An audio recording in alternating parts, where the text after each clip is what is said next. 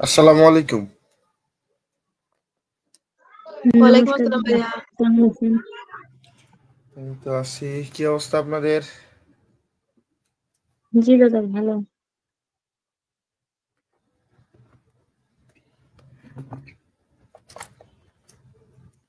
কালকে আর তো মনে হয় পড়াশোনা করা হয় নাই না রাতে? পড়ছি দাদা।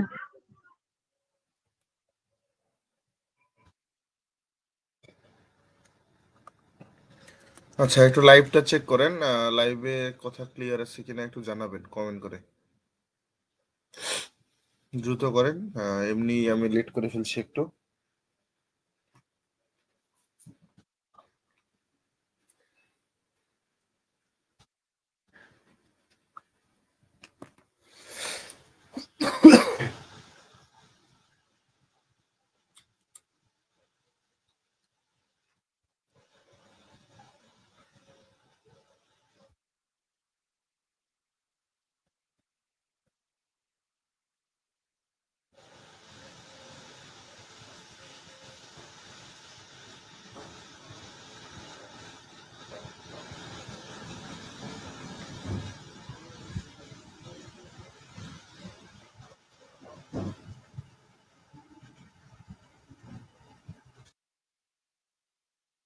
ওকে, সব ঠিকঠাক আছে। আমরা মূলত আজকে হচ্ছে জর্নানটা শেষ করার ট্রাই করব। যদি সম্ভব হয় আরো সামনের দিকে আগাবো না, হ্যাঁ। আমরা চেষ্টা করব একটা ক্লাসের মধ্যেই সম্পূর্ণ জর্নান শেষ করে যদি সম্ভব হয় আমরা পূর্বের দিকে আগাবো, যাতে এই ক্লাসগুলো আপনাদের পরীক্ষার জন্য উপযোগী হয়ে ওঠে। আপনাদের মনে যা প্রশ্ন আসবে আমি পড়াগুলো শেষ করি, শেষ করে হচ্ছে যখন জিজ্ঞেস করব কোনো কিছু সমস্যা আছে কিনা তখন প্রয়োজনে বলিয়েন বা খাতায় নোট করে রাখতে পারেন। আর লাইনে লাইনে কথায় কথায় বললে হচ্ছে যে আহ, সময় বেশি যাচ্ছে। আপনাদেরও সময়ের দিকে খেয়াল রাখা উচিত, তাই না? জি জি ভাইয়া। দাদা।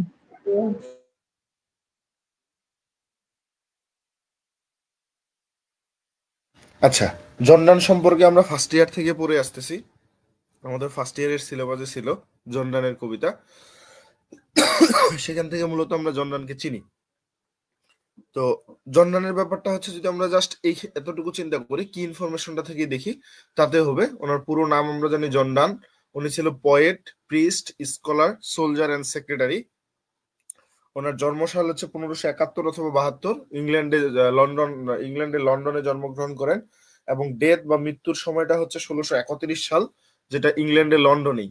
এবং ইনি বিখ্যাত হচ্ছে ফাদার অফ মেটাফিজিক্যাল পোয়েট্রিতে, অর্থাৎ মেটাফিজিক্যাল পোয়েট্রির জনক বলা হয় এনাকে। এবং গ্রেট ইংলিশ পোয়েট তিনি। ওনার লেখা গুরুত্বপূর্ণ যে কবিতাগুলো আমাদের সিলেবাসে আছে: the sun rising, a valediction forbidding mourning, batter my heart, death be not proud, the canonization. এই পাঁচটা কবিতা আমাদের সিলেবাসে আছে, তাই তো? উনি যে কবিতাগুলো লিখতেন, জি দাদা। সেই কবিতাগুলো মূলত হচ্ছে যে থিমগুলো নিয়ে গঠিত। তো আমরা জানি মেটাফিজিক্যাল পোয়েট্রি আমাদের হচ্ছে যে থিমগুলো হয় মেটাফিজিক্যাল পোয়েট্রিতে, সেটা হচ্ছে দুই ধরনের থিম হয়। একটা হচ্ছে নারী পুরুষের যে ভালোবাসা, আর একটা হচ্ছে ঈশ্বরের প্রতি যে ভালোবাসা বা সম্মান, সেটা। এই দুইটার মধ্যে একটা হতে পারে। মেটাফিজিক্যাল পোয়েট্রি হলে সেটা হবে। এছাড়াও তিনি হচ্ছে love, faith, death, life, strong feelings এইসব নিয়ে লেখালেখি করেছেন, তার কবিতার মধ্যে দেখা যায়। উনি যে চাকরিটা করতো, যেমন 1621 থেকে 1631 এই সময়ে, অর্থাৎ মৃত্যু পর্যন্ত, তিনি হচ্ছে ডিন ছিল সেন্ট পলস ক্যাথেড্রাল, যেটা লন্ডনে অবস্থিত। এটার ডিন ছিলেন। এবং তিনি পাশাপাশি এই চার্চের মূলত প্রিস্ট ছিল, চার্চ চার্চ অফ ইংল্যান্ড। ওকে।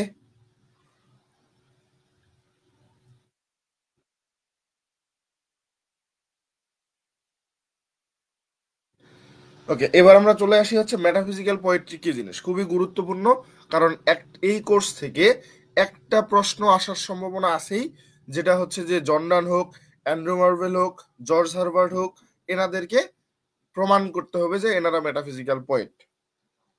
যেমন Jordan as a metaphysical poet, অথবা হচ্ছে Andrew Marvel as a metaphysical poet, এই টাইপের একটা প্রশ্ন প্রায় বেশিরভাগ সময়ে থাকে। তো সেদিক থেকে যদি আমরা চিন্তা করি, তাহলে এই মেটাফিজিক্যাল পোয়েট্রি সম্পর্কে যদি একটা ভালো ধারণা থাকে, আমরা এই প্রশ্নের উত্তরগুলো সহজে করতে পারবো। তো মেটাফিজিক্যাল পোয়েট্রি জিনিসটা কি? Metaphysical poetry is a special kind of poetry that talks about things beyond the physical world, things we can not see, touch or feel with our sense. Sense অর্থ বুঝি? জি ভাইয়া। ইন্দ্রিয়। এটা মূলত এটার বিবলিওগ্রাফি বলতে গেলে এটা নেওয়া হয়েছে আমাদের এবিসি বই থেকে। তো এই মেটাফিজিক্যাল পোয়েট্রি এটা এমন এক ধরনের পোয়েট্রি যেখানে মূলত হচ্ছে আমাদের এই ফিজিক্যাল ওয়ার্ল্ড বা বাহ্যিক ওয়ার্ল্ড, এইটার যে পরকাল বা হচ্ছে বাইরের দিকটা, এই দিকটা নিয়ে কথা বলা হয়, যেই দিকটাতে মূলত আমরা দেখতে পারি না, আমরা টাচ করতে পারি না, শুধুমাত্র অথবা কি করতে পারি, আমাদের সেন্স দ্বারা আমরা অনুভব করতে পারি। We can not see, touch or feel with our sense. আমরা আমাদের ইন্দ্রিয়গুলো দিয়ে না পারি সেটাকে দেখতে, না পারি সেটাকে টাচ করতে, না পারি অনুভব করতে। তো এখানে metaphysical, meta means beyond and physics means things you can touch or see. So, metaphysical poetry is about ideas and feelings that go beyond the material world, like thoughts about the soul, God, love, death. এগুলো কি আমরা touch করতে পারি, দেখতে পারি? না ভাইয়া।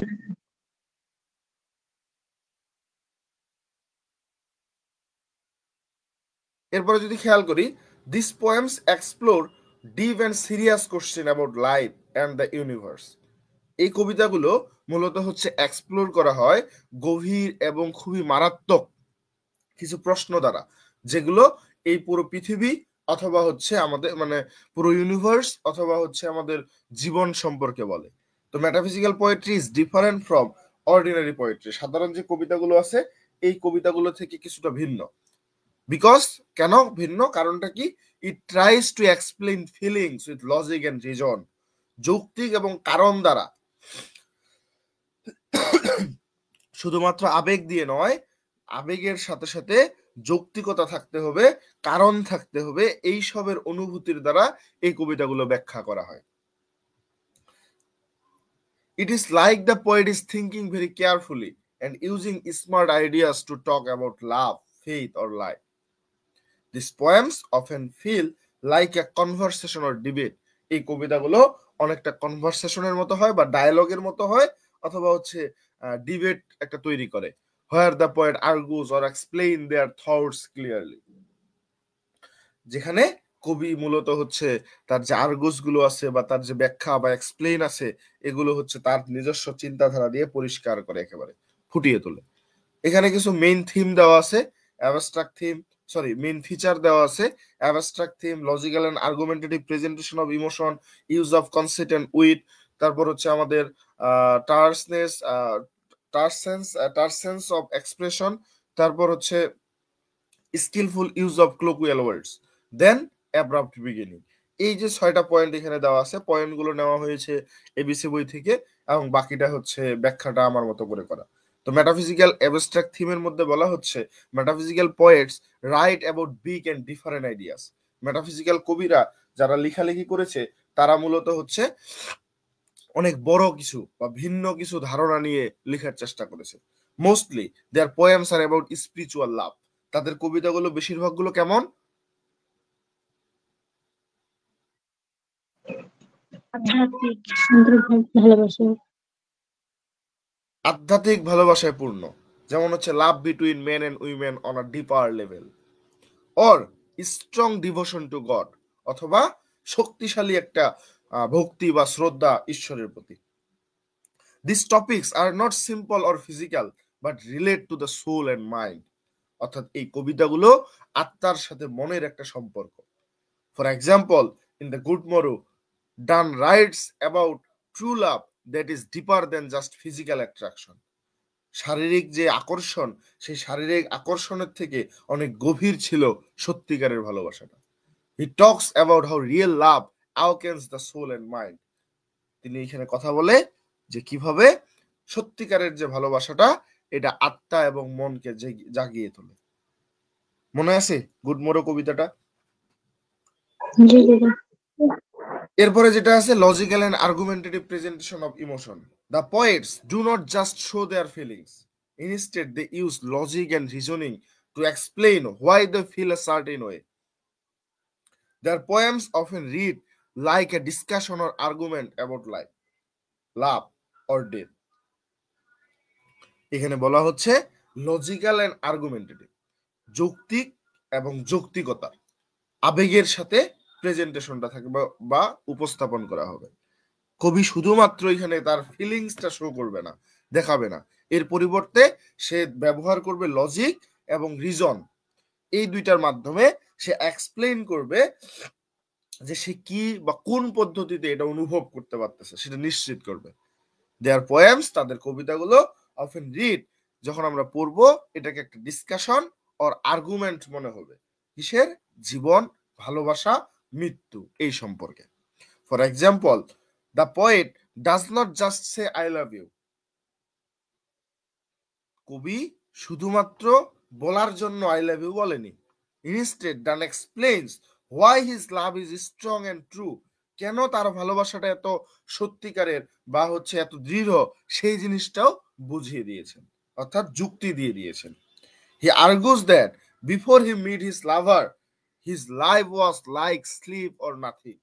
যেমন আমরা সানরাইজিং কবিতাটাতে দেখতে পাই, সূর্য কেন এখানে তার ঘরে আলো ফেলবে না সেটার তিনি যৌক্তিকতা দিয়ে বুঝিয়ে দিয়েছেন।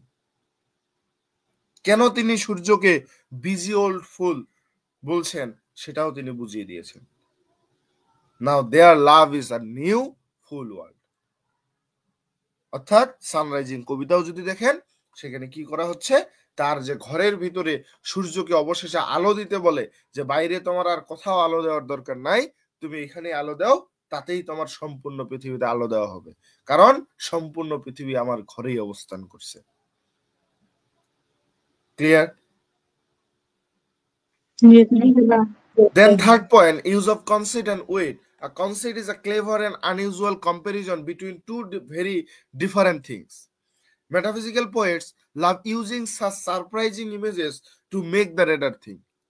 They also use wit, which means clever and sometimes funny language, to keep the poem interesting and smart. এই উইট ব্যবহার করার কারণে কবিতাটা অনেক ইন্টারেস্টিং এবং স্মার্ট হয়ে যায়। In the Sunrising, John Donne uses both wit and conceit to talk about love. Conceit, Donne compares his love to a small world. He says that the room where he and his lover are is like the entire world. The sun, which is usually very powerful, is just a servant to their love. This is a strength. এটা অদ্ভুত যে, এটা অদ্ভুত but smart idea, এটা একটা smart ধারণা ছিল। Because usually the sun is centre of the world, but Donne makes love even more important. Donne তার ভালোবাসাটাকে আরো বেশি গুরুত্বপূর্ণ করে তুলেছে, তাই না? জি দাদা। উইটে যদি দেখি, Donne talks to the sun like it's a person. John Donne সূর্যের সাথে এমন ভাবে কথা বলেছে মনে হচ্ছে সূর্য একটা ব্যক্তি। হি টেলস দ্য সান, সে সূর্যকে বলতেছে, to go away and stop bothering him and his lover.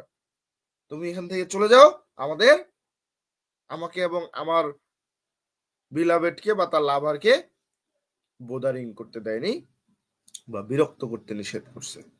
This is funny and clever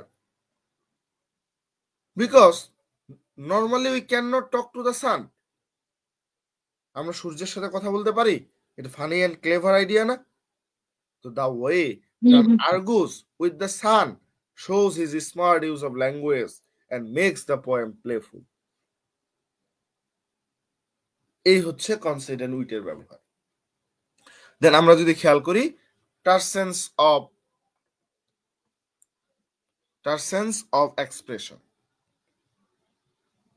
The poets use very few words. এমন ধরনের ওয়ার্ড ব্যবহার করে, but is word is full of meaning, এমন word ব্যবহার করে যেটার অর্থ অনেক দীর্ঘ বা অনেক ন্যারেটিভ অর্থ হয়। Their lines are so short, তার লাইনগুলো খুবই ছোট ছোট, বাট ডিপ, এর অর্থগুলো অনেক গভীর। They avoid long extra explanation and focus on strong important ideas. For example, in The Good Morrow, Donne writes the poem is short but full of meaning. Every line is important. Dan does not waste words. He uses simple but powerful language. Then আমাদের এখানে আছে skillful use of colloquial words. Instead of using very formal or difficult words, official ভাষা বা কঠিন শব্দ এগুলোর পরিবর্তে metaphysical poets often use simple everyday language. সবসময় কি করে মেটাফিজিক্যাল কবিরা সিম্পল এবং দৈনন্দিন যে ভাষাগুলো আমরা ব্যবহার করি সেই শব্দগুলো বাছাই করে। This makes their poem feel like a real conversation, এবং এটাতেই তাদের কবিতাগুলো মূলত হচ্ছে একটা বাস্তব কথাবার্তা বা কথোপকথনের মতো অনুভব করা যায়। ইজি টু আন্ডারস্ট্যান্ড, সহজে বোঝা যায়। ইভেন দো, এমনকি যদিও দ্য আইডিয়াস আর কমপ্লেক্স, এটা খুবই একটা জটিল প্রক্রিয়া। For example, in the good morrow, Donne uses everyday words and talks like he is speaking to his lover. Donne এখানে এমন ভাবে ব্যবহার করছে মনে হচ্ছে যে এভরিডে ওয়ার্ডস ব্যবহার করছে এবং এমন ভাবে কথা বলছে মানে মনে হচ্ছে যে he is speaking to his lovers, সে তার বিলাভেডের সাথে কথা বলছে। This makes the poem feel natural and easy to understand. এতে করে এই কবিতাটা একটা প্রাকৃতিক বা প্রকৃতিগত অথবা হচ্ছে সহজে বোঝা যায় এমন তৈরি হয়ে গেছে। Even though the ideas are deep, এমনকি যদিও এই আইডিয়াটা অনেক গভীর ভাবে উল্লেখিত হয়। Last point, abrupt beginning. Many metaphysical poems start suddenly. বেশিরভাগ মেটাফিজিক্যাল কবিতাগুলো হঠাৎ করে শুরু হয়। উইদাউট লং ইন্ট্রোডাকশন, কোনো পরিচিতি নাই, কোনো দীর্ঘ কথাবার্তা নাই। It feels like the poet is already in the middle of an idea or conversation. অর্থাৎ এটাতে অনুভব করা যায় যে কবি অলরেডি তার চিন্তা ভাবনার মাঝখান থেকে এটা বলেছে, মাঝখানে ধারণাটা নিয়েছে অথবা কথোপকথনটা বলেছে। Which quickly grabs the reader's attention. এটা করার কারণ কি, হঠাৎ করে এমন ধরনের কাজটা করলে বা এরকম মিডল থেকে বা কনভারসেশন দিলে হয় কি রিডারদের আকর্ষণ হয়। যেমন বর্তমানে কিছু ভিডিওর মধ্যে আপনারা দেখবেন যে মেইন জিনিসগুলো শুরুতে দিয়ে রাখে, ইন্ট্রো ভিডিও বলে যেটাকে, যেটা দেখে সবাই আকর্ষিত হয়, সেই ভিডিওটা আবার ভিতরে কিন্তু দেখা যায়, তাই না? জি ভাইয়া। কিছু কিছু মুভিতেও দেখা যায় শেষ ঘটনাটা দিয়ে শুরু হয়। শুরুটা হলো শেষ ঘটনাটা, তারপর দেখেন যে কাউকে গল্প শোনাচ্ছে। খেয়াল করছিলেন কখনো এরকম? জি ভাইয়া। For example, in The Good Morrow, Donne writes the poem start quickly. I wonder by my truth what thou and I did till we loved. This sudden starts catch the reader's attention immediately without any long introduction. So some of the most famous metaphysical poets are John Donne, Andrew Marvell, George Herbert, Henry Vaughan, Abraham Cowley, Richard Creusot. They are called metaphysical poets because their poetry goes deep into spiritual and philosophical questions, using smart language and surprising images. Metaphysical poetry is important because it makes readers think deeply about life's biggest questions. It combines strong feelings with clever ideas, mixing emotion and intellect in a unique way. ধারণা পেয়েছেন metaphysical poetry সম্পর্কে? জি ভাইয়া। এখন আমাদের এখান থেকে যেই কবিরই চাক না কেন, আমরা কি করব, সেই তার কবিতাগুলো থেকে রেফারেন্স দিয়ে দেব। ওকে,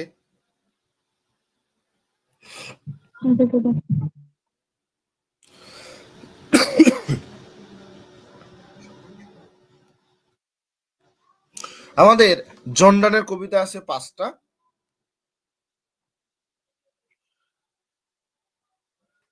আমরা প্রথম কবিতাটা দিয়ে শুরু করতে পারি, দ্য সানরাইজিং থেকে।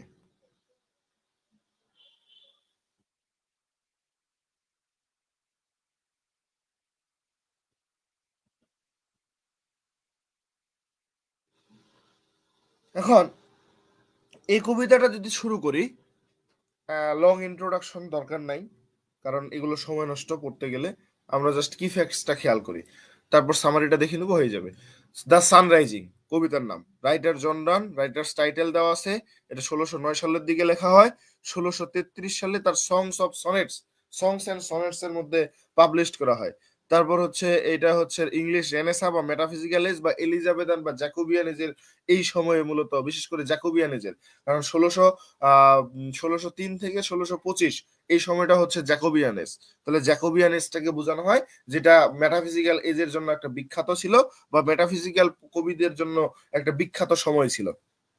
আর রেনেসা এজের মধ্যে এটা অবস্থান। এবং এটা হচ্ছে আমাদের টাইপ অফ পোয়েম, এটা একটা লাভ পোয়েম। আর এটা জানরা হচ্ছে মেটাফিজিক্যাল পোয়েম। এটা একটা লিরিক পোয়েমও বলা যায়। এটার স্ট্যাঞ্জা 3টা, 30টা লাইন আছে, পার স্ট্যাঞ্জায় 10টা করে লাইন, এবং পার স্ট্যাঞ্জা রাইম স্কিম হচ্ছে A B B A C D C D E E. এটা টোন হচ্ছে playful and confident. Poet position subjective, কারণ কবি তার নিজের পার্সোনাল ফিলিংস ব্যবহার করেছে এবং কবি নিজে উপস্থিত ছিলেন। স্পিকার হচ্ছে দ্য লাভার অথবা কবি নিজেই। লিসেনার হচ্ছে দ্য সান, সূর্যকে বলতেছিল। প্লেস সেটিং হচ্ছে দ্য লাভার্স বেডরুম। আর টাইম সেটিং হচ্ছে আর্লি মর্নিং, সানরাইজ, যখন সূর্য উঠতেছিল। থিম গুলো হচ্ছে power and timelessness of love, love versus time and the physical world, the sun as intruder on the lovers' private world.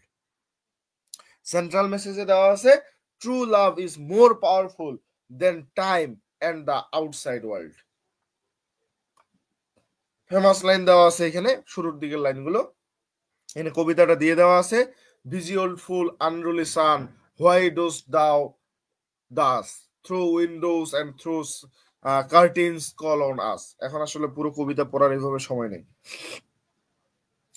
এখানে plot সামারিটা যদি দেখেন, এটা গুরুত্বপূর্ণ, সহজে বুঝতে পারবেন কবিতাটা সম্পর্কে। The poem begins in the morning, খুব সকালবেলা, আর্লি সানের সময় মানে শুরু করে কবিতাটা। The sun has risen and its light enters the speaker's room. অর্থাৎ সকালবেলা সূর্য যখন উঠে, তখন কি হচ্ছে, আমাদের কবি স্পিকার যে আছে তার রুমের মধ্যে প্রবেশ করতেছে সূর্য। The speaker, a man lying in bed with his lover. এখানে স্পিকার, যিনি এই মানুষটা মূলত হচ্ছে যিনি তার লাভারের সাথে বিছানায় শুয়েছিলেন। Is disturbed by the sunlight, যিনি মূলত বিরক্ত হচ্ছিল সূর্যের রশ্মির দ্বারা। হি স্পিক্স ডিরেক্টলি, সে সরাসরি, টু দ্য সান, সূর্যের সাথে কথা বলতেছিল। এন্ড কলস, এবং তাকে বলতেছিল, it a busy old fool for disturbing them, অর্থাৎ তাদেরকে এই বিরক্ত করার কারণে তাকে বৃদ্ধ বোকা এরকম বলে গালাগালি করেছিল। ক্লিয়ার? জি ভাইয়া।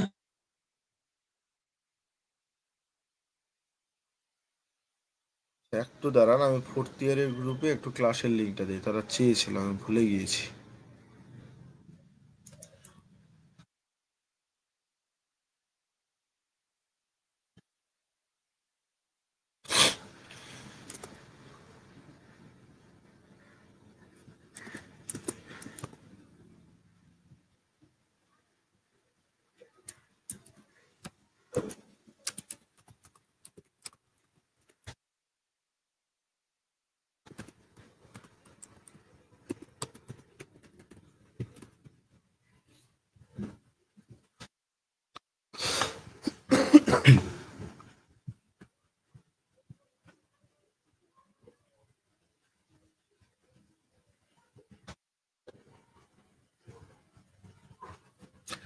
আচ্ছা, এরপর হি আস্কস দ্য সান, সে সূর্যকে জিজ্ঞেস করে, why it is bothering them, কেন তাদেরকে বিরক্ত করা হচ্ছে, through the windows and curtains. Curtains অর্থ কি? পর্দা। এই যে জানালা এবং পর্দার ভিতর দিয়ে তাদেরকে ডিস্টার্ব করতেছে সূর্যের আলো এসে। The speaker tells the sun two go away, speaker সূর্যকে বলে তুমি এখান থেকে যাও। এন্ড ডিস্টার্ব আদার পিপল, তুমি অন্যদেরকে বিরক্ত করো। সাস এস স্কুল বয়েজ, কারণ তারা সকালে উঠে স্কুলে যাবে। ওয়ার্কার্স, তাদের সকালে উঠা দরকার, তারা কাজে যাবে। People going on a journey, যারা যাত্রায় যাবে তাদেরকে তুমি বিরক্ত করো, তাদেরকে জাগিয়ে তোলো। He says that love has nothing to do with time, season or the sun. সে বলে যে ভালোবাসাটা কোনোভাবে সময়, ঋতু, সূর্য এসব মেনে চলে না। Lovers don't follow the rules of the world, প্রেমিক প্রেমিকারা পৃথিবীর কোনো নিয়ম মেনে চলে না, তারা তাদের মতো করে চলে। দ্য স্পিকার ক্লেম দ্যাট, তারা স্পিকার দাবি করে যে his love is so powerful, তার ভালোবাসা অনেক বেশি ক্ষমতাশালী। That he does not care about, এই জন্য সে অন্য কিছুকে কি করে না, ডোন্ট কেয়ার ভাব নিয়ে থাকে। The sun's control over time. কি বললো এখানে, যে সূর্যর সময়টা বা সূর্যর তো এত অহংকার করার বা বড়াই করার কিছু নাই। কেন? কারণ সময় তাকে কন্ট্রোল করে। দিনের আলো, দিনের সময় শেষ হয়ে গেলেই সূর্যকে আর খুঁজে পাওয়া যায় না। তাহলে সূর্যর ক্ষমতা থাকলো? না দাদা।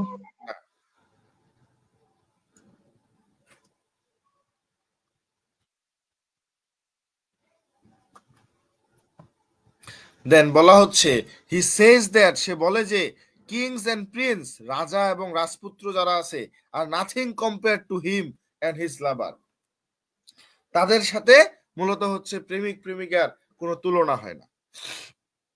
The speaker believes that all the wealth of the world like gold mines or spices can be found in his lover, she is more valuable than everything. তার সোনা দানা গহনা কোনো কিছুর দরকার নাই, এগুলো হচ্ছে তার জন্য, মানে এই সব সম্পদ এগুলো পৃথিবীর জন্য তার জন্য দরকার নাই, কারণ তার কাছে তার ভালোবাসার মানুষ রয়েছে। তার থেকে আর মূল্যবান তার কাছে আর কিছু নাই। ক্লিয়ার? জি।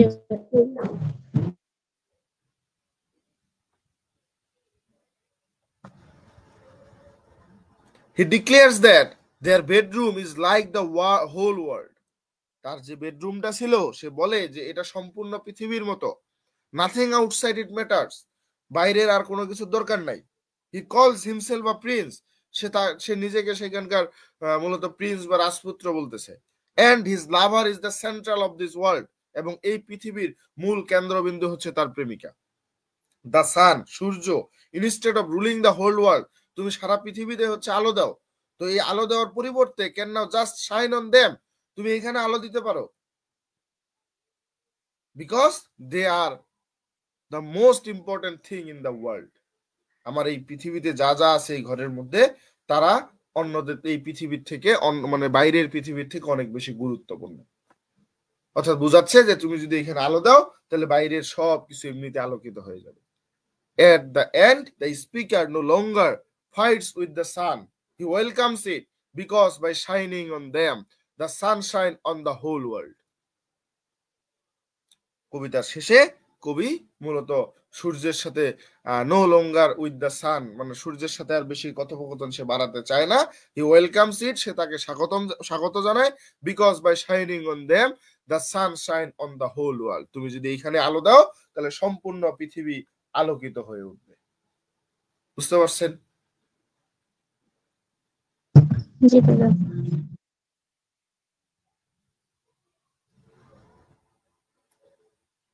আর কিছু পড়তে হবে এই কবিতা থেকে?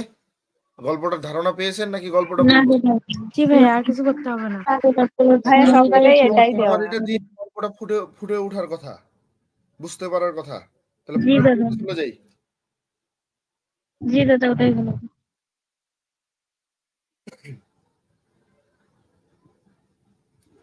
আচ্ছা, পরের কবিতা হচ্ছে আমাদের আ ভ্যালেডিকশন ফরবিডিং মর্নিং।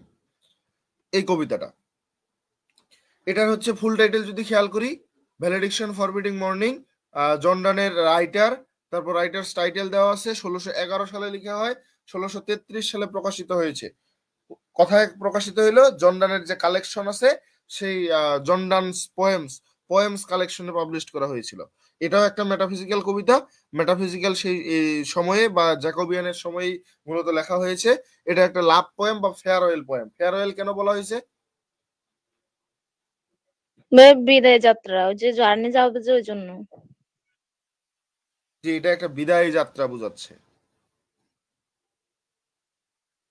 তারপর এটা জানরা মেটাফিজিক্যাল পোয়েট্রি। তারপর এটা হচ্ছে একটা লিরিক পোয়েম। দেন হচ্ছে স্টেঞ্জা আছে, নয়টা কোয়ার্ট্রিন আছে, বা 9টা স্টেঞ্জা আছে, সরি 9টা কোয়ার্ট্রিনই ধরেন, আর একটা কোয়ার্ট্রিন মানে 4 লাইন, তাহলে 4 নং 36টা। প্রতিটা কোয়ার্ট্রিনের রাইম স্কিম হচ্ছে এবি এবি। টোনটা ছিল calm, confident, loving and thoughtful. Poet position subjective, speaker the lover, listener হচ্ছে পোয়েটস বিলাভ, আর প্লেস সেটিং হচ্ছে দ্য স্পিকারস হোম বা প্রাইভেট রুম। তাদের নিজের যে ঘর ছিল সে জায়গায় তারা কথোপকথন করতেছিল। টাইম সেটিং হচ্ছে বিফোর দ্য স্পিকার জার্নি বা ডিপাচার। থিম হচ্ছে true love and spiritual connection, separation and parting, love beyond physical distance, calmness and passions in love. তো এই জায়গায় যদি আমরা প্লট সামারিটা জাস্ট খেয়াল করে দেখেন, এখানে বলা হচ্ছে the poem begin as the speaker prepares to leave his beloved for a journey। কি বললো?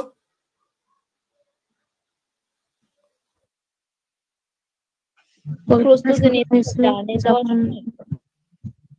স্পিকার চলে যাওয়ার প্রস্তুতি নিচ্ছিলেন। হ্যাঁ, একটা যাত্রায় যাওয়ার প্রস্তুতি নিচ্ছে তার বিলাভেডকে ছেড়ে। The speaker asks his lover not to mourn or cry loudly when they say goodbye। যখন সে বিদায় জানাবে তখন যেন শোক প্রকাশ না করে অথবা কান্না না করে। He compares their parting to a peaceful and quiet sleep, not a violent or noisy death। তিনি এরপর বলে এই যাত্রাটাকে বা তার বিদায় বেলাটাকে তিনি তুলনা করেছেন যে কেউ যদি মারা যায় বা হচ্ছে নিঃশব্দে কারো মূলত মৃত্যু হয় সেই সময় বা ঘুমের মধ্যে মৃত্যু হয়, শান্তিপূর্ণ মৃত্যু, এটার সাথে তুলনা করেছেন, একেবারে চুপচাপ থাকা। The speaker says that true lovers do not feel pain. যারা সত্যিকারের ভালোবাসে তারা কি কষ্টটা অনুভব করে না ফ্রম ফিজিক্যাল সেপারেশন, যা শারীরিক দূরত্বের জন্য। Their love is spiritual and deep. তাদের ভালোবাসাটা হচ্ছে আধ্যাত্মিক এবং গভীর। তাহলে এই সাময়িক বিচ্ছেদের জন্য বা কিছু সময় দূরে থাকার জন্য কেন কষ্ট পেতে হবে? হি এক্সপ্লেইন দ্যাট, সে ব্যাখ্যা করে, their love is rare and strong. তাদের ভালোবাসাটা অন্যদের মতো ঠুনকো নয়, মানে অল্প নয়, অনেক রেয়ার এবং strong. Unlike ordinary lovers who need to show there sadness. সাধারণ যে প্রেমিক প্রেমিকারা আছে তারা কি করে, তাদের মূলত এই দুঃখটার প্রয়োজন হয়, কিন্তু আমাদের সেটার প্রয়োজন নেই। The speaker uses the images of compass to describe their soul. Speaker এখানে কি করে, একটা চিত্র দেখায়, একটা কম্পাসের চিত্র, এবং সেটা আত্মার সাথে মূলত বর্ণনা করে, তাদের আত্মাদের সাথে। One food stage fixed at home while the other moves away but always stay connected। ব্যাপারটা হচ্ছে এই যে কাটা কম্পাসের যে ব্যাপারটা, যে কাটা কম্পাস যখন বা হচ্ছে রুল কম্পাস দিয়ে, পেন্সিল কম্পাস দিয়ে যখন আমরা বৃত্ত অঙ্কন করি, সেটাকে আমরা একটা কেন্দ্রের মধ্যে মানে একটা পাকে রেখে আরেকদিকে হচ্ছে পেন্সিল লাগিয়ে সেটাকে বৃত্ত অঙ্কন করি, কিন্তু তারা উপরের দিকে সবসময় জোড়া লেগে থাকে, অলওয়েজ কানেক্টেড থাকে, একজন আরেকজন থেকে বিচ্ছেদ হয় না। যখনই কাজ শেষ হয় তারা আবার একসাথে হয়ে যায়, সেই ব্যাপারটাকে বুঝিয়েছে। ওকে, জি দাদা।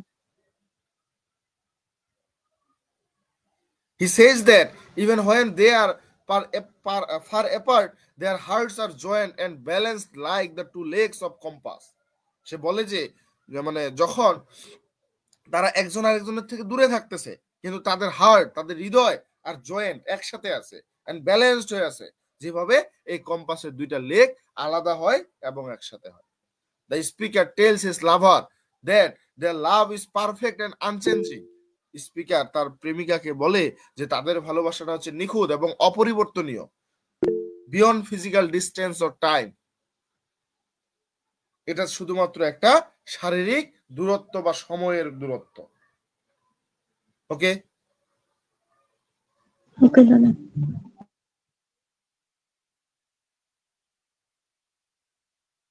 He asks his lover to trust in their strong bond, not to be afraid of separation। He asks, সে জিজ্ঞেস করতেছে তার প্রেমিকাকে, তুমি কি এই স্ট্রং বন্ডকে বিশ্বাস করো? তোমার কি বিশ্বাস আছে এটার উপরে, নাকি তুমি এই সেপারেশনে ভয় পাও? Not to be afraid of separation, অর্থাৎ সেপারেশনে ভয় পাওয়ার দরকার নাই, স্ট্রং বন্ডটাতে বিশ্বাস করতে বলছে। The poem ends with the speaker sure that their love will stay strong, they believe their love will last until they meet again. আবার দেখা না হওয়া পর্যন্ত তাদের ভালোবাসাটার উপর তার বিশ্বাস ছিল, even if they are far away, তারা দূরে থাকলেও সেই বিশ্বাসটা তাদের আছে। ওকে, ওকে দাদা। এরপর এখানে কবিতাটা আছে, তারপর থিম, ক্যারেক্টার, তারপর হচ্ছে আমাদের ইংলিশ সামারি, দেন মেবি এখানে বাংলা সামারিটাও দিয়ে দেওয়া আছে। ভাইয়া বাংলা সামারিটা একটু বুঝিয়ে দিন, ইউটিউবে এই ক্লাসটা নাই, করা হয় না এই ক্লাসটা। সামাইটের ইউটিউব লিংক নাই। এটা তো মনে হয় যে একটা ক্লাসের মধ্যে দুইটা কবিতা একসাথে আছে। ওটার মধ্যে ক্যানোনাইজেশন আর আরেকটা আছে, কিন্তু এটা নাই। ক্যানোনাইজেশনটা পাইছি, এটাও মনে হয় অ্যাড করা ছিল। আর ভাইয়া এটা একটু বুঝাই দেন ভালো করে।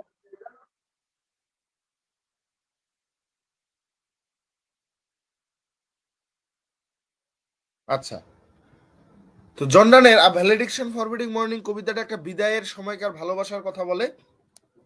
কবি তার স্ত্রীকে শান্ত থাকার অনুরোধ জানাচ্ছেন, কারণ তাদের ভালোবাসা এত গভীর ও মজবুত যে দূরত্ব তাদের সম্পর্ককে কখনো ছিন্ন করতে পারবে না।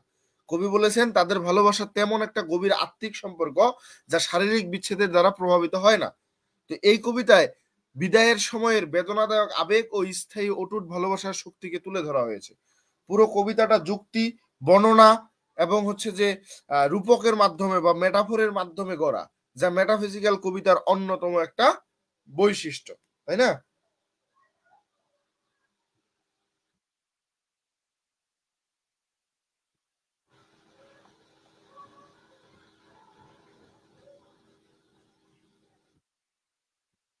এই কবিতাটায় আমরা যদি খেয়াল করি, এখানে হচ্ছে ছোট্টখাটো একটা বিষয় পাবো, সেটা হচ্ছে যে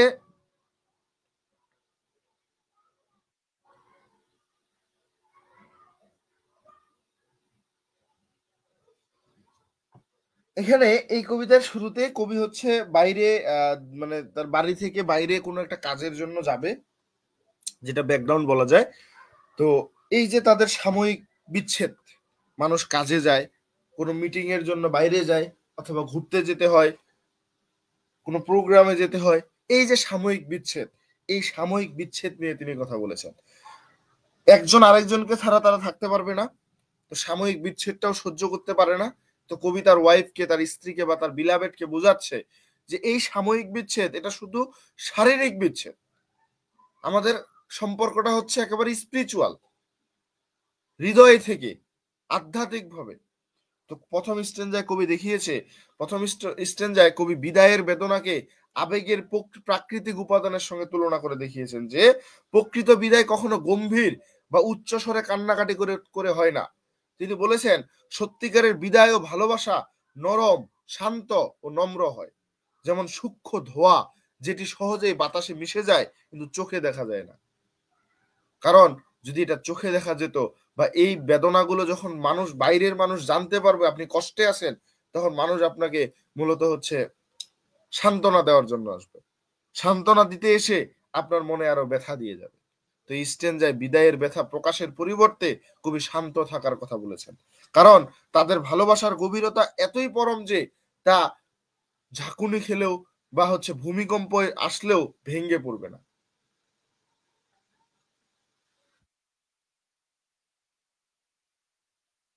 এখানে তিনি বিদায়ের সময় সজোরে কান্নাকাটি বা উচ্চ স্বরে আর্তনাদ করার পরিবর্তে ধীর ও সমন্বিত মনোভাব রাখার পরামর্শ দিয়েছেন, কারণ বাস্তব ভালোবাসা হয় শান্ত ও অটুট। কবি সূক্ষ্ম ও নম্রভাবেই এই ভালোবাসার শক্তিকে তুলে ধরেছেন, যা শারীরিক বিচ্ছেদের মধ্যেও অক্ষুণ্ণ থাকে। এখানে আরেকটা বিষয় আমরা দেখতে পাবো যে তিনি শুরুর দিকে বলেছিলেন যে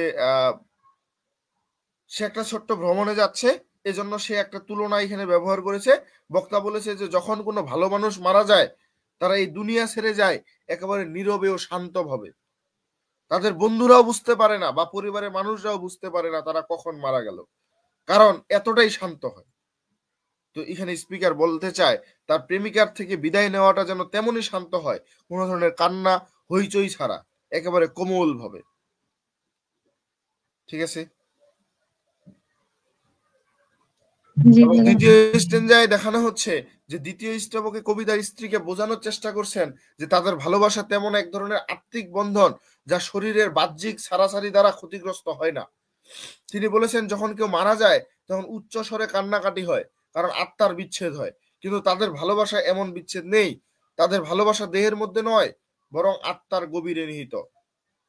তাই দেহের বিচ্ছেদ তাদের মনের সংযোগ ভাঙতে পারে না। কবি বিশ্বাস করেন এই ধরনের ভালোবাসা নির্দোষ ও গোপন, যা অতি সংবেদনশীল ও ব্যক্তিগত। তাই বিদায়ের সময় যদি উচ্চ স্বরে কষ্ট প্রকাশ করা হয় তা তাদের ভালোবাসার প্রকৃতিকে অপমান করবে। এখানে কবি ভালোবাসার প্রকৃতির গভীরতা বোঝানোর চেষ্টা করেছেন, যেখানে শারীরিক বিচ্ছেদ কোনো সমস্যা নয়, বরং মনের একাত্মতা বজায় থাকাই সবচেয়ে বড় বিষয়। ক্লিয়ার? জি দাদা। জি ভাইয়া। তৃতীয় স্ট্যান্জায় বলেছে কবি তার ভালোবাসার সম্পর্ককে সূক্ষ্ম স্বর্ণ এর সাথে তুলনা করেছেন, যা অত্যন্ত কোমল কিন্তু শক্তিশালী। যেমন ধীরে ধীরে গরমকালে মানে গরম করলে স্বর্ণের নকশা ও গঠন পরিবর্তিত হয় না। আপনি যদি একটা স্বর্ণকে ধীরে ধীরে গরম করেন সেটা লাল হয়ে যাবে, কিন্তু তার নকশা বা সেটা যেরকম একটা মালা থেকে কি আংটি হয়ে যাবে? না ভাইয়া। হবে না। ঠিক তেমনি না। তাদের ভালোবাসাও দূরত্ব বা বিচ্ছেদ কোনোভাবে ক্ষতিগ্রস্ত হবে না।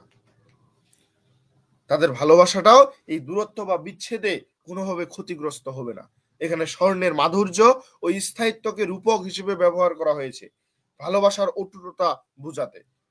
কবি বোঝাতে চেয়েছেন তাদের ভালোবাসার বন্ধন এতই সুনিপুণ ও শক্ত যে তা কোনো বাইরের চাপ বা পরিস্থিতি ভেঙে ফেলতে পারে না। এছাড়া স্বর্ণের মাধুর্য কোনো শব্দ, কষ্ট বা বিচ্ছেদের ছোঁয়া হারায় না। তাই তাদের ভালোবাসাও একইভাবে সব বাধা অতিক্রম করতে সক্ষম। এই স্ট্যান্জায় কবির যুক্তি ও রূপক শক্তিশালীভাবে ফুটে উঠেছে। চতুর্থ স্ট্যান্জায় কবি প্রেমিক প্রেমিকার ভালোবাসাকে একটা স্পর্শকাতর গহ্বরের মতো বর্ণনা করেছেন, যেখানে তাদের মন একে অপরের সাথে নিবিড়ভাবে মিলিত। তিনি বলেছেন এই গভীর সম্পর্ক এমন এক আত্মিক বন্ধন যেখানে দুজন আলাদা হলেও তাদের হৃদয় এক হয়ে গেছে।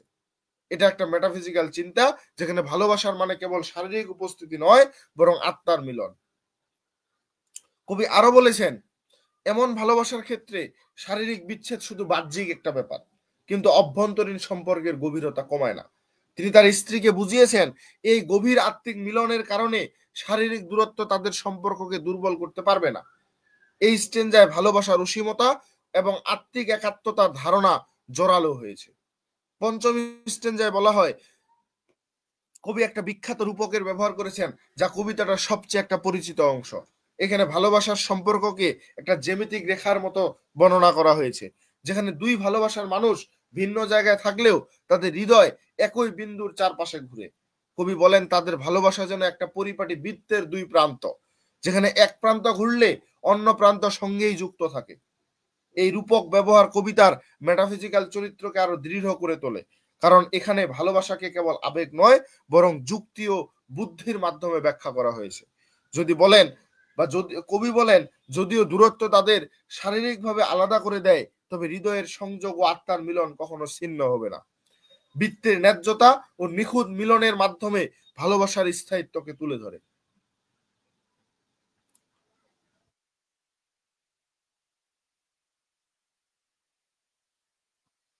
এবং ষষ্ঠ স্ট্যান্ডায় যদি আমরা খেয়াল করি, এখানে বলা হচ্ছে কবি বৃত্তাকার সম্পর্কে রূপককে আরো গভীর করেছেন।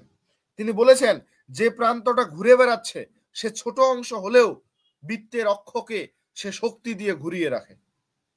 ছোট না, একটু পেন্সিল লাগিয়ে সেটা সমান করতে হয়। জি দাদা।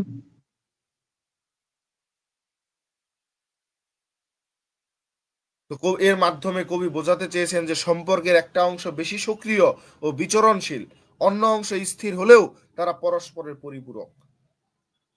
এখন যদি কেন্দ্রে থাকা সেই পাটা না থাকে তাহলে বৃত্ত আঁকতে পারবে? সে রুল কম্পাস বা পেন্সিল কম্পাসের কোনো মূল্য থাকবে? না দাদা। তো এই জিনিসটাই বুঝিয়েছে যে অন্য একটা অংশ স্থির হলেও তারা পরস্পরের পরিপূরক হয়ে যায়, কিন্তু সেই অংশটা যদি একেবারে নাই থাকে তাহলে তারা পরিপূরক হতে পারবে না। তো এই অংশে কবি স্ত্রীকে জানান দিতে চেয়েছেন যে তিনি যতই দূরে থাকুন না কেন তার ভালোবাসা স্থির ও দৃঢ় থাকবে, এবং স্ত্রী হবে সেই শক্তির উৎস যা ভালোবাসার বৃত্তকে পূর্ণতা দেবে।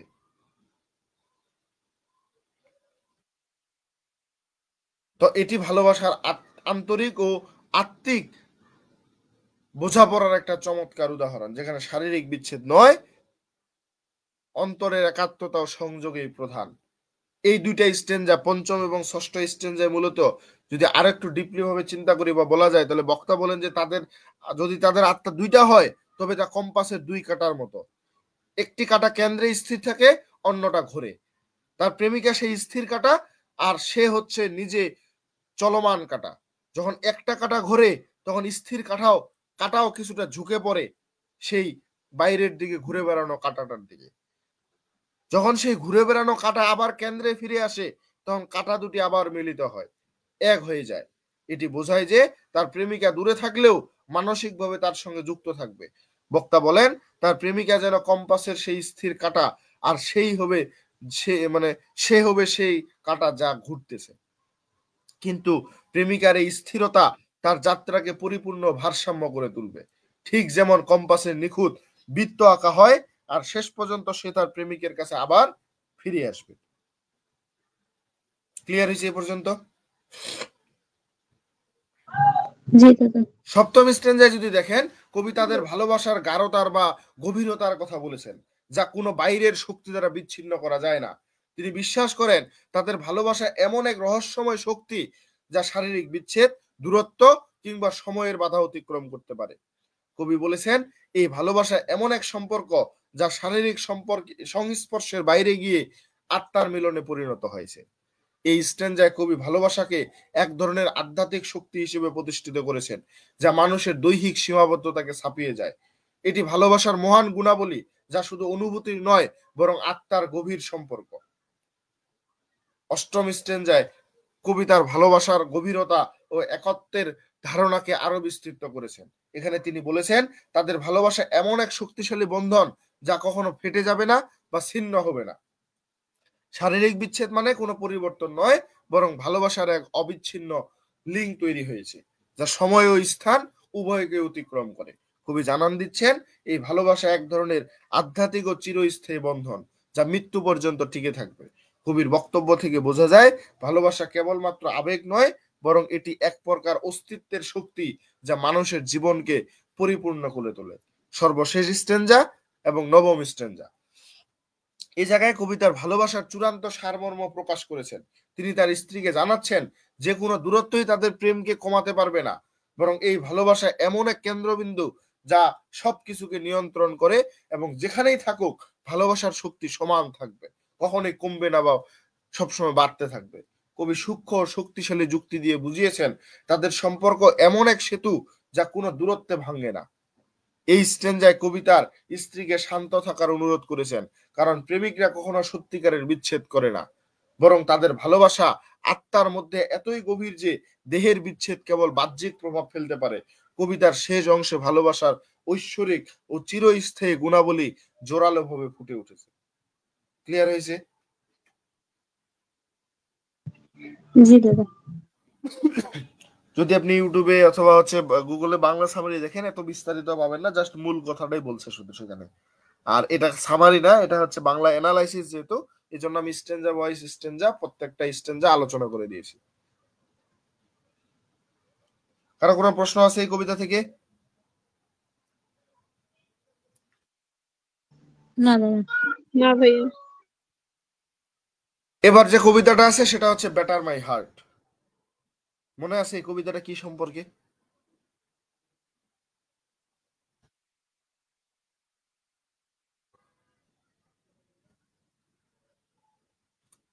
আছে কারো মনে? হ্যাঁ, ওই যে ঈশ্বরের কাছে পাপ মুক্তির জন্য সে শয়তানের কাছ থেকে একদমই পালাতে চায় এবং ঈশ্বরের সাথে রিলেশনে আবদ্ধ হতে চায়। আচ্ছা, দেখেন কি বলতেছে। ফুল টাইটেল বেটার মাই হার্ট, এটাকে হোলি সনেট 14 বলা হয়। এটা প্রথম প্রকাশিত হয়, মানে লেখা হয়েছে 1609 সালে এবং প্রকাশিত হয়েছে 1633 সালে। তার যে হোলি সনেট যে কাব্যগ্রন্থ, সেই কাব্যগ্রন্থের মধ্যে এটা হচ্ছে একটা রিলিজিয়াস পোয়েম বা প্রেয়ার পোয়েম বলা যায়। এটা একটা মেটাফিজিক্যাল পোয়েট্রি। এটা হচ্ছে হোলি সনেট থেকে নেওয়া বা হোলি সনেট থেকে লেখা। এটা একটা ইটালিয়ান সনেট বা পেট্রার্চান সনেটের আদলে লেখা। 14 লাইন বিশিষ্ট। এখানে অক্টেভ এন্ড সিস্টেট আছে, 8 লাইন এবং 6 লাইনের বিভাজন আছে। রাইম স্কিম হচ্ছে এবিবিএ এবিবিএ, লাস্ট 6 লাইন হচ্ছে সিডি সিডি সিডি। টোন হচ্ছে serious, emotional, urgent and honest. Poet position subjective, speaker হচ্ছে এখানে কবি নিজেই। A person who loves God, যে ঈশ্বরকে ভালোবাসে। আর প্লেস সেটিং হচ্ছে স্পিকারের মন এবং হৃদয়।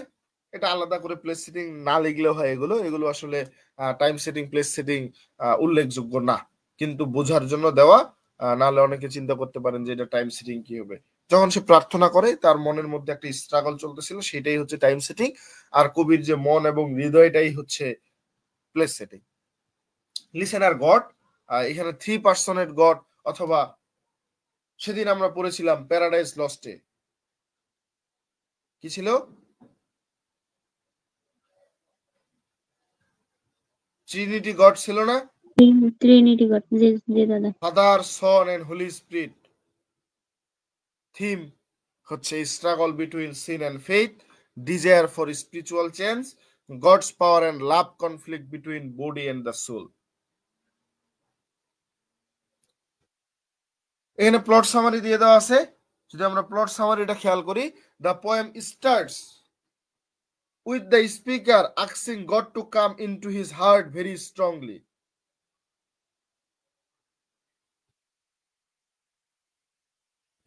কি বলতেছে এখানে, যে কবিতাটা যখন শুরু হয় তখন স্পিকার ঈশ্বরের কাছে বা গডের কাছে প্রার্থনা করে, to come into his heart very strongly, তার হৃদয়ে আসার জন্য, খুব দৃঢ়ভাবে আসার জন্য। কেন? তার হৃদয়টা দুষ্ট মানুষ বা শয়তান দ্বারা আক্রান্ত হয়েছে। He says his heart is like a town. সে এমন ভাবে বলে যে তার হৃদয়টা হচ্ছে একটা শহর, that bad people have taken over. এখানে খারাপ মানুষ বা শয়তান হচ্ছে দখল করে নিয়েছে। The speaker feels stuck and can't fix himself. Speaker অনুভব করতেছে এটা পুনরুদ্ধার করা দরকার, নতুন করে স্টার্ট করা দরকার। এটা সে নিজে মূলত হচ্ছে ফিক্সড করতে পারতেছে না, ঠিক করতে পারতেছে না। হি আস্কস গড, সে ঈশ্বরকে জিজ্ঞেস করে বা মানে জানতে চায়, to break his heart open. Break মানে ভাঙা। ভাঙ্গা। সে তার হৃদয়টাকে যেন ভেঙে ওপেন করে, like a strong man breaking a door. যেমন একজন শক্তিশালী মানুষ একটা দরজাকে ভেঙে রুমের ভিতরে প্রবেশ করে, ঠিক এরকম এই শয়তান দ্বারা আক্রান্ত তার হৃদয়টাকে যেন ভেঙে ঈশ্বর যেন তার মনে প্রবেশ করে। এক কথায় ধরেন যে একজন মানুষ, সে সবসময় খারাপ কাজ করতেছে, শয়তানের দ্বারা আক্রান্ত হচ্ছে, সে বুঝতে পারতেছে, সে ঈশ্বরের কাছে প্রার্থনা করে যে আমাকে এই শয়তানের হাত থেকে বাঁচান, আপনাকে আমি আমার মনের মধ্যে স্থান দিতে চাই।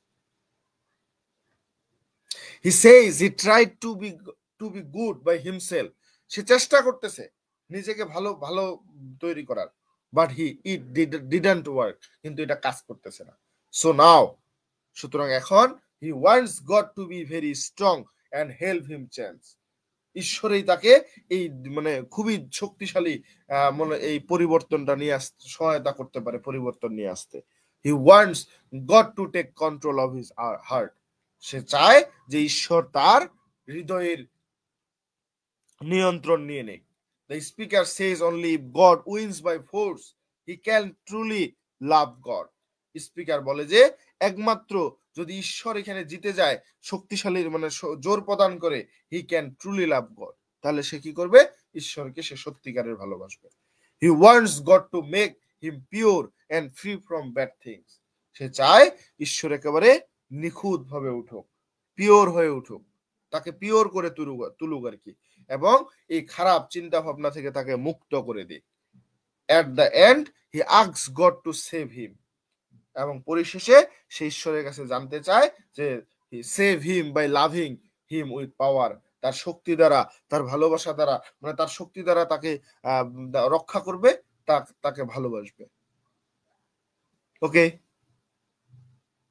মূল কথাটা হচ্ছে কবিতা জি দাদা। এটাই ছিল। 14 লাইনের একটা কবিতা, তার মনে শয়তানের বাস, শয়তানকে সরিয়ে ঈশ্বরকে জায়গা দিতে চায়, ঈশ্বরের কাছে একটা প্রার্থনা করতেছে। ক্লিয়ার? জি দাদা ক্লিয়ার। তাহলে নেক্সট কবিতা যাব। জি দাদা। জি ভাইয়া। ওকে, ভাইয়া এখানেই না হাজবেন্ড ওয়াইফের মতো তুলনা করা হয়েছে যে? হাজবেন্ড ওয়াইফের মধ্যে তুলনা করা হয়েছে। মানে ওয়াইফের সাথে ডিভোর্স আর ওই আল্লাহর সাথে নতুন রিলেশন ক্রিয়েট করাটা। কোথায়? এই যে divorce me, unite or break that knot again, এটা হ্যাঁ হ্যাঁ হ্যাঁ হাজবেন্ড ওয়াইফের সাথে ডিভোর্স কিসের? শয়তানের সাথে ডিভোর্স করতে বলছে। হ্যাঁ, সেটাই কি ওটা বলছে। এখানে তো হাজবেন্ড ওয়াইফের কোনো গল্পই নাই, এখানে ভালোবাসা নাই, এটা মেটাফিজিক্যাল কবিতা হয়েছে, শুধুমাত্র ঈশ্বরের প্রতি প্রার্থনা। বুঝেন নাই? জি দাদা বুঝছি। এখানে ডিভোর্স মি দ্বারা বুঝিয়েছে যে ঈশ্বর যেন তাকে এই শয়তানের থেকে আলাদা করে দেয়, সরিয়ে দেয়, এটাকে ডিভোর্স মি বুঝাইছে। আর কারো কোনো প্রশ্ন? না ভাইয়া।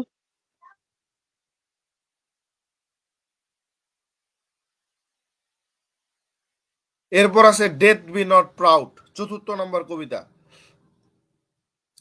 ডেথ বি নট প্রাউড, এটাও 1609 সালে লেখা হয়, 1633-এ পাবলিশড হয়েছে হোলি সনেটের মধ্যে। তার মৃত্যুর পরে পাবলিশড হয় এটা, holy sonnet. Type of poem, এটা একটা রিলিজিয়াস এন্ড ফিলোসফিক্যাল পোয়েম। এটাকে মেটাফিজিক্যাল পোয়েট্রিও বলা হয়, হোলি সনেটও বলা হয়। এটা তারপর হচ্ছে এটা একটা প্যাট্রাসন সনেট। এখানেও স্ট্যান্জা দুইটা, অক্টেভ এন্ড সিস্টেট, 14 লাইন বিশিষ্ট কবিতা। রাইম স্কিম হচ্ছে A B B A, A B B A, C D D, C E E, এরকম। Point position subjective, place setting হচ্ছে স্পিরিচুয়াল ওয়ার্ল্ড, টাইম সেটিং হচ্ছে আফটার ডেথ বা ইটারনাল, শাশ্বত, এরকম কিছু চিন্তা ভাবনা করছে। থিম হচ্ছে death is not powerful, death is like a sleep, live after death, faith wins over fair.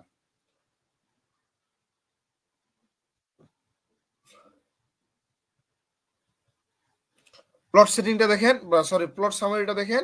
The poem begins with the speaker talking directly to death like it is a person. কবিতার শুরুতেই speaker মানে মৃত্যুর সাথে সরাসরি কথা বলতেছে, ঠিক একজন ব্যক্তির মতো। মৃত্যুকে এখানে ব্যক্তির মতো দেখানো হয়েছে। He tells death not be proud or act strong, এই মৃত্যু অহংকার করতে পারে না এবং শক্তিশালী সে চিন্তা করতে পারে না, কারণ ডেথ ইজ নট পাওয়ারফুল, কারণ সে শক্তিশালী নয়। Some people think death is মাইটি and dreadful, কিছু মানুষ ভাবে যে মৃত্যু হচ্ছে কি, এটা একটা ভয়ঙ্কর, একটা ভীতিকর কিছু। But the speaker says it is not so, এটা ঠিক নয়। He says that good people do not really die, সে বলে যে ভালো মানুষ কখনো সত্যিকারে মারা যায় না। দে অনলি টেক রেস্ট, তারা একটা বিশ্রাম পায়, লাইক স্লিপিং, ঘুমের মতো। Death helps people rest and get peace, এই মৃত্যু যা সহযোগিতা করে সেই মানুষটাকে বিশ্রাম নিতে এবং শান্তি পেতে। So it should not be afraid বা শুড নট বি ফেয়ার্ড, সুতরাং এটাতে ভয় পাওয়া উচিত নয়। The speaker says death is not in control, speaker বলে যে মৃত্যু নিয়ন্ত্রণ করতে পারে না। It is just one small part of life, এটা জীবনের একটা ছোট্ট একটা অংশ। He points out that poison, war, sickness also bring death, so it's not special, মানে বিষ পান, যুদ্ধ, অসুস্থতা, এইসবের দ্বারা মৃত্যু হয় বা মৃত্যু আসে। মৃত্যুর তো এমন শক্তি নাই যে এইসব ছাড়া আসে, আসুক, কিছু একটা কারণ দিয়ে তো মৃত্যু আসে, সুতরাং এটা কোনো স্পেশাল কিছু নয়। Even drugs like sleeping pills or charms can give better rest than death does. He says that after one short sleep people will wake up to eternal life, যখন একটা মানুষ মারা যায়, ওয়ান শর্ট স্লিপ, ছোট্ট একটা সময়ের জন্য সে ঘুমিয়ে যায়, পরবর্তীতে এই মানুষটা আবার জেগে উঠে শাশ্বত জীবনের জন্য, চিরন্তন জীবনের জন্য, অর্থাৎ মৃত্যুর পরের যে জীবন সেই জীবনের জন্য। Because of this death has no real victory over people who have faith, মৃত্যু এখানে সত্যিকারের বা বাস্তব জয় পায় না। Over people who have faith, মানুষ যেটা বিশ্বাস করে সেটা মৃত্যু পায় না। In the end the speaker says something very powerful, পরিশেষে বলেছে, স্পিকার বলে যে সামথিং ভেরি পাওয়ারফুল, মাঝে মাঝে কিছু কিছু জায়গায় সে মূলত শক্তিশালী হয়। ডেথ দাও শ্যাল্ট ডাই, অর্থাৎ this means death will no longer exist because eternal life is stronger. And the poem ends with a bold and hopeful message: death is weak and life goes on forever. ধারণা পেয়েছেন? English summary বা বাংলা জি summary দাদা। না দাদা লাগবে না। কারো লাগলে বলেন। ভাইয়া আপনি এক কথায় আপনার মতো করে একটু বলেন।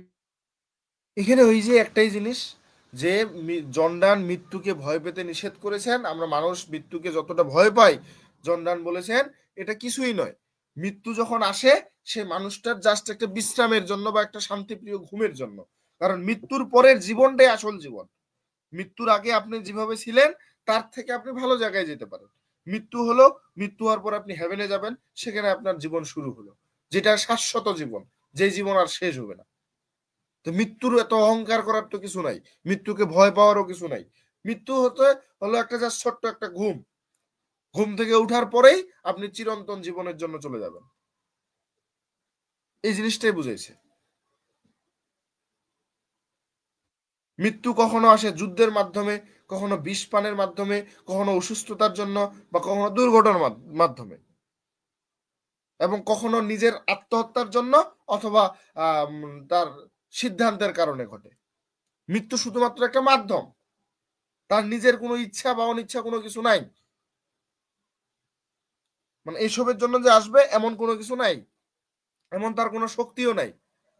এমনকি এই যে ঘুমের ওষুধ, জাদু মন্ত্র, এভাবে অনেকে মারা যায়। বা ঘুমের ওষুধ খেলে মানুষ আরাম পায়, ঘুমাতে পারে জাদু মন্ত্র দ্বারা। মৃত্যু কি সেটা পারে? পারে না। তো মৃত্যু এত দুর্বল, তারপরও তার এত অহংকার করা যুক্তিহীন।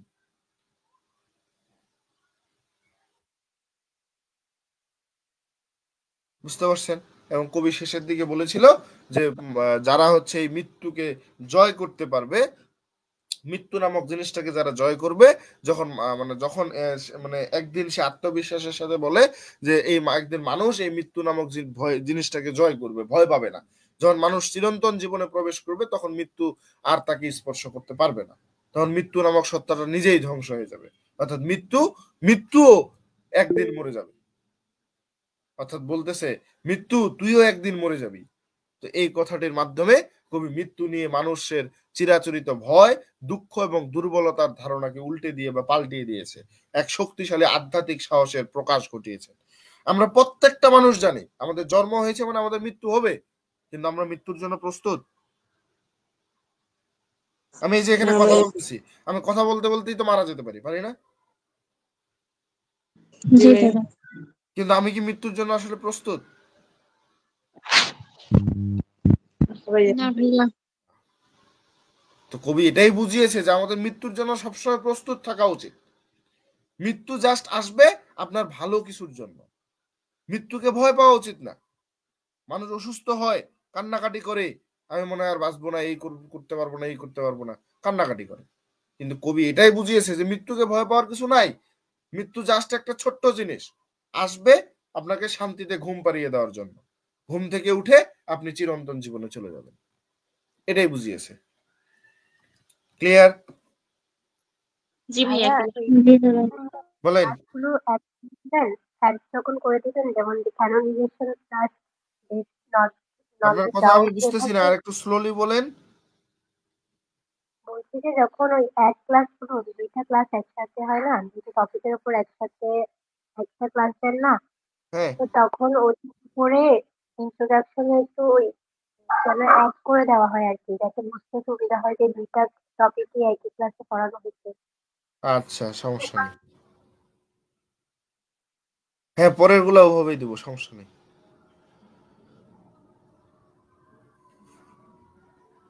আজকে ক্লিয়ার হচ্ছে ভাইয়া তো? যদি টুকটাক ভাইয়া এটা শেষ থাকে। হলে কি ভিক্টোরিয়ান পোয়েট্রি পড়াবেন? হ্যাঁ, কখন এলিজাবেথের জ্যাকোবিয়ানটা পড়ানো লাগে? এলিজাবেথান জ্যাকোবিয়ান আপনাদের 8 তারিখ পরীক্ষা না? রিভিশনের জি দাদা। পরীক্ষার মানে লাস্ট সাবজেক্টটা ওইটাই রিভিশন দিবে, যাতে করে হচ্ছে আপনার ওই রিভিশন দিয়ে পরীক্ষা দিতে পারেন। জি ভাইয়া, এটা তো ভাইয়া বলে ভালো হবে। ঠিক আছে, লাস্ট জি কবিতা দাদা। জন ডানের ক্যানোনাইজেশন। এটা ফুল টাইটেল ক্যানোনাইজেশন, রাইটার আছে writer's title written, first publish 1633-এ, আর লেখা হয়েছে 1609 বা 1600 শতকের ওই সময়টাতে, 1600 দশকের ওই সময়ে। এটা সংস এন্ড সনেটস কাব্যগ্রন্থে মূলত পাবলিশ করা হয়েছে। এটা একটা লাভ পোয়েম, এটা একটা মেটাফিজিক্যাল পোয়েম, এটা একটা লিরিক পোয়েম। এটার স্ট্যান্জা 5টা, প্রত্যেকটা স্ট্যান্জা 9টা করে লাইন, অর্থাৎ 45টা লাইন আছে। প্রত্যেকটা স্ট্যান্জা রাইম স্কিম হচ্ছে এ বি বি এ, তারপর হচ্ছে সি সি সি এ এ, এরকম হচ্ছে রাইম স্কিম। এটা টোন হচ্ছে emotional proud, poet position subjective, speaker হচ্ছে কবি নিজে, সে একজন লাভার, এবং হচ্ছে এখানে লিসেনার হচ্ছে কিছু ক্রিটিসাইজ, যারা তার ভালোবাসাকে নিয়ে ক্রিটিসাইজ করেছে, তার ভালোবাসাকে জাজ করতে চেয়েছে, এই মানুষগুলোর উদ্দেশ্যে তিনি বলেছেন। প্লেস সেটিং নাই, টাইম সেটিংও তেমন নাই। তারপর থিম আছে হচ্ছে true love is pure and powerful, life is like religion, loves makes people immortal through poetry. Central message আর ফেমাস লাইন দিয়ে দেওয়া আছে। এখানে ক্যানোনাইজেশন সম্পর্কে একটা কথা বলা আছে। ক্যানোনাইজেশন জিনিসটা কি, আমাদের এই কবিতাটা বুঝতে গেলে ক্যানোনাইজেশন বুঝতে হবে। আচ্ছা, কমেন্টে ইউটিউবের লিঙ্কটা, ইউটিউবে ক্লাসটা শেষ হওয়ার পরে ইউটিউবে আপলোড হবে। যারা ইউটিউবে ক্লাসগুলো করতে চান তারা হচ্ছে আমাদের যে চ্যানেলটা আছে দ্য ডিইভিজি গ্রুপ, এই চ্যানেলে প্রবেশ করবেন। প্রবেশ করার পরে সেখানে আপনি হচ্ছে দেখবেন প্লে লিস্ট, সেই প্লে লিস্টে যাবেন, সেখানে দেখবেন লেখা আছে ফ্রি রিভিশন ক্লাস 2025, বা সেশনটা মনে হয় দেওয়া আছে 22-23 তো না, 21-22 এই সেশন দেওয়া আছে। সেই প্লে লিস্টে ঢুকলেই দেখতে পাবেন। আচ্ছা, ক্যানোনাইজেশন সম্পর্কে একটু দেখি। ক্যানোনাইজেশন জিনিসটা কি?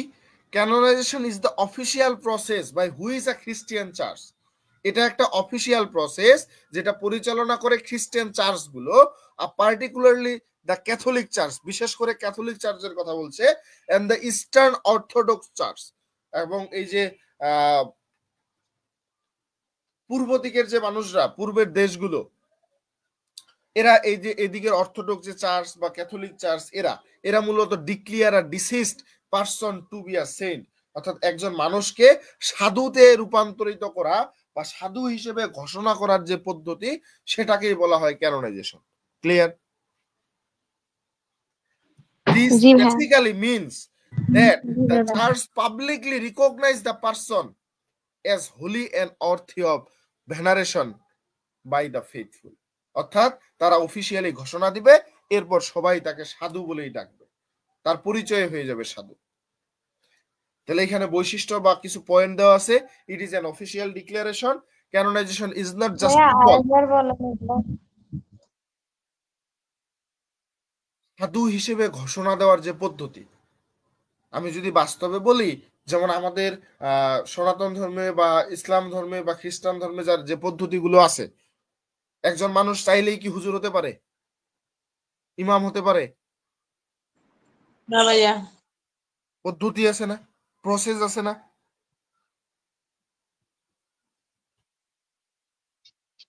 জি ভাইয়া। জি দাদা। একজন মানুষ চাইলেই কি মুফতি হতে পারে, হাফেজ হতে পারে? না দাদা। আমি বললাম আজকে থেকে আমাকে হাফেজ বলবেন, আপনারা কেউ বিশ্বাস করবেন, কেউ বলবেন?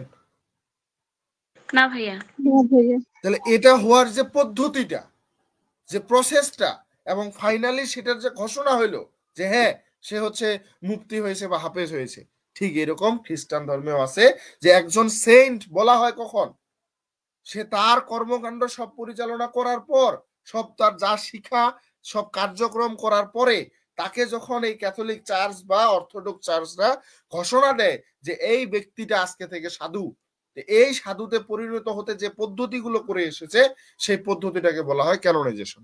ক্লিয়ার? জি দাদা। আর কারো কোনো কনফিউশন? ভাইয়া মানে যে পদ্ধতিতে আর কি সাধু হয় ওই পদ্ধতিতে আর কি ক্যানোনাইজেশন বলা হয়েছে। আমি তো এই কথাটাই বলতেছি, আপনি যেটা বললেন সেটাই তো বলতেছি। আচ্ছা ভাইয়া। প্রসেসটা এখানে তো বলাই আছে, এটা একটা অফিসিয়াল প্রসেস। আমি যখন পড়াচ্ছি একটু মনোযোগ দিবেন, হ্যাঁ।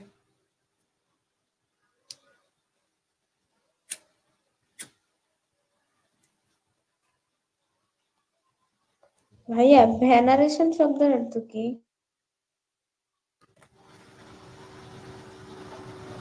এর আগে একবার পড়াইছিলাম, একটু আগেও বলেছিলাম, আবারও বলবো, সমস্যা নাই। কিন্তু কেউ বলতে পারবেন কি বলছি?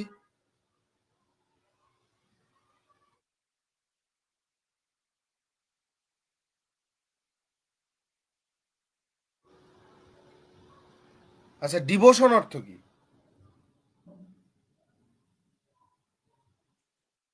ভক্তি। শ্রদ্ধা, ভক্তি। ভেনারেশন মিন্স শ্রদ্ধা বা ভক্তি। অর্থী অফ ভেনারেশন বাই দ্য ফেইথফুল। যখন চার্চ পাবলিকলি এটাকে ঘোষণা দিবে, রিকগনাইজ করবে, তখন প্রত্যেকটা মানুষ কি হবে? তাকে পবিত্র মনে করবে, তার উপর তাকে শ্রদ্ধা করবে, তাকে ভক্তি করবে বিশ্বাসের সহিত। ক্লিয়ার? জি ভাইয়া। আমরা বাস্তবিক যদি চিন্তা করি, ধরেন যে একজন হুজুর রাস্তা দিয়ে যাচ্ছে, আপনি তাকে সম্মান করেন না, সালাম দেন না? জি ভাইয়া। নিজের দিকগুলো চিন্তা করবেন, তাহলে এই লিটারেচারটা বুঝতে পারবেন। বুঝেছেন?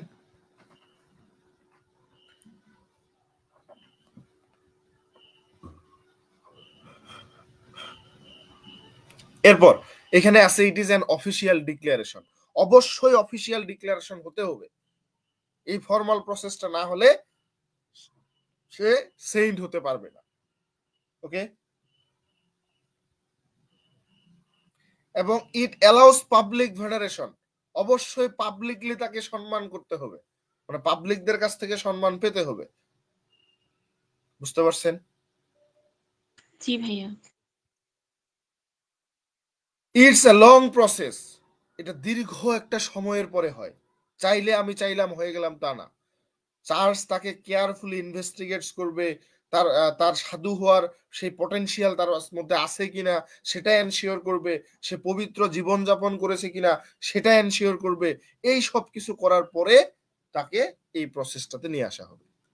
ওকে? এই যে আপনারা পড়াশোনা করতেছেন, আপনাদের কি ইনভেস্টিগেট বা হচ্ছে পরীক্ষা ছাড়াই আপনাদের সার্টিফিকেট দিয়ে দিবে? না ভাইয়া। না দাদা।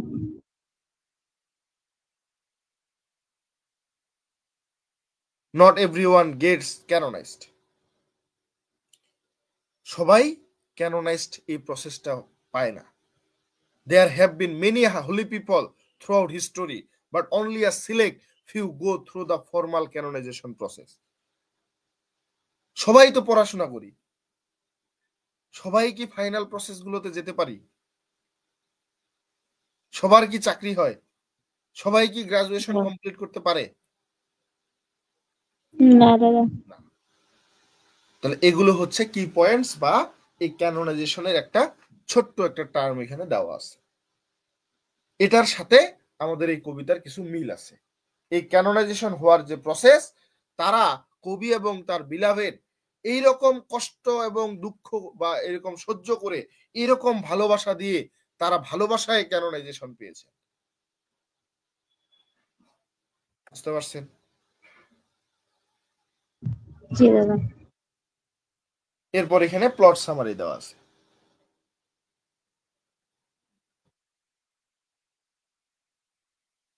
The speaker is talking to someone who is criticizing his love. কবি এখানে কোন এক মানে কিছু মানুষ মানে একজন মানুষের সাথে বা কারোর সাথে কথা বলতেছেন যে তাকে তার ভালোবাসাকে ক্রিটিসাইজ করেছে।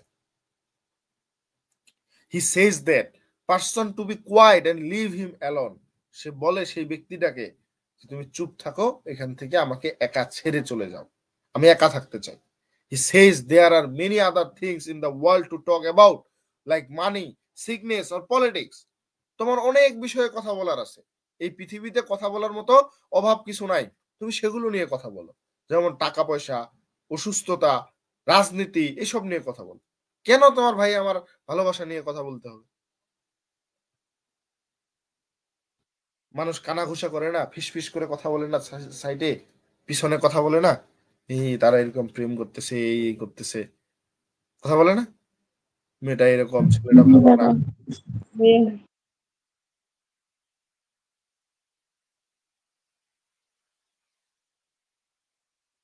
The speaker wants to love in peace without being just. কবি এখানে চায় তার ভালোবাসাটা শান্তিপূর্ণ হোক, কোনো ধরনের জাজমেন্টের দরকার নেই। He says that his love does not hurt anyone. সে চায় না তার ভালোবাসার জন্য তার ভালোবাসা কাউকে কষ্ট দেক, দুঃখ দেক। It is not a sin or crime. এটা তো কোনো, ভালোবাসাটা তো কোনো পাপ বা অপরাধ নয়। People can do what they want. মানুষ যা চায় তা করতে পারে। He just want to love his partner. সে চায় সে তার পার্টনারকে ভালোবাসবে। He says that he and his lover are so deeply connected that they don't care what the world says. সে বলে যে সে এবং তার ভালোবাসা বা তার প্রেমিকা আর সো ডিপলি কানেক্টেড, তারা গভীরভাবে সংযোগ আছে তাদের, দ্যাট দে ডোন্ট কেয়ার কে কি বললো, এই পৃথিবীতে কে কি চিন্তা করতেছে, এই সবে তার মানে কোনো কেয়ার নাই, কোনো ভ্রুক্ষেপ নাই। Their love may not fit in tombs or history books. Tombs মানে কি? গম্বুজ। সমাধি বা কবরকে বোঝানো হয়।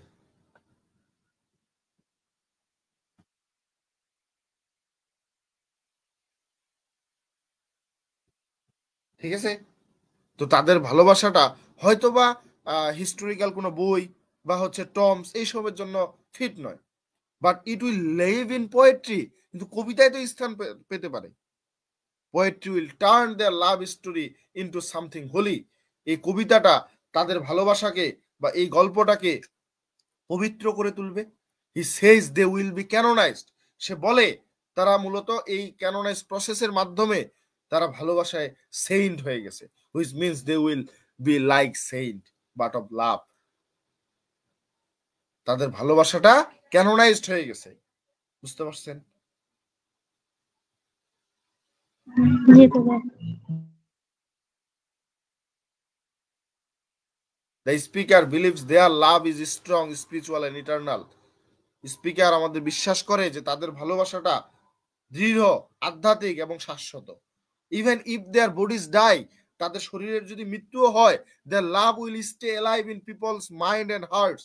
তাদের ভালোবাসাটা জীবিত থাকবে মানুষের মনে এবং হৃদয়ে। কিভাবে? কবিতার দ্বারা। At the end, he says that people in the future will read about their love and admire it as a perfect example of true love. পরিশেষে বলে, মানে সে বলে যে জনগণ বা মানুষ ভবিষ্যতে যখন পড়বে তাদের, তখন মানে তাদের ভালোবাসা সম্পর্কে যখন পড়বে এবং প্রশংসা করবে, এটাই হচ্ছে একটা নিখুঁত উদাহরণ সত্যিকারের ভালোবাসার। Their love will be forever through poetry, like saints live through prayer.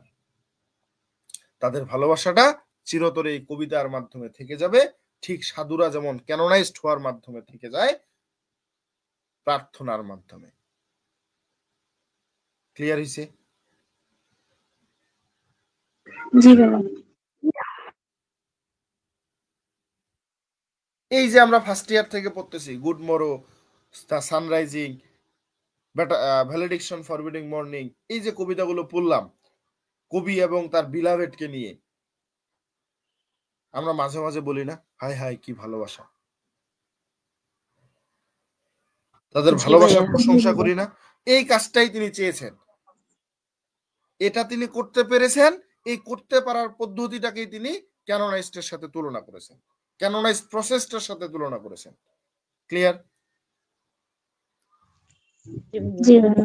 এখানে এই কথাগুলোই কিন্তু আছে। এখন আপনাদের এখান থেকে প্রশ্নগুলো দেখতে হবে। এখান থেকে কি ধরনের প্রশ্ন আসতে পারে, কোন প্রশ্নগুলো আছে সেটা আমাদের এখন চিন্তা করতে হবে।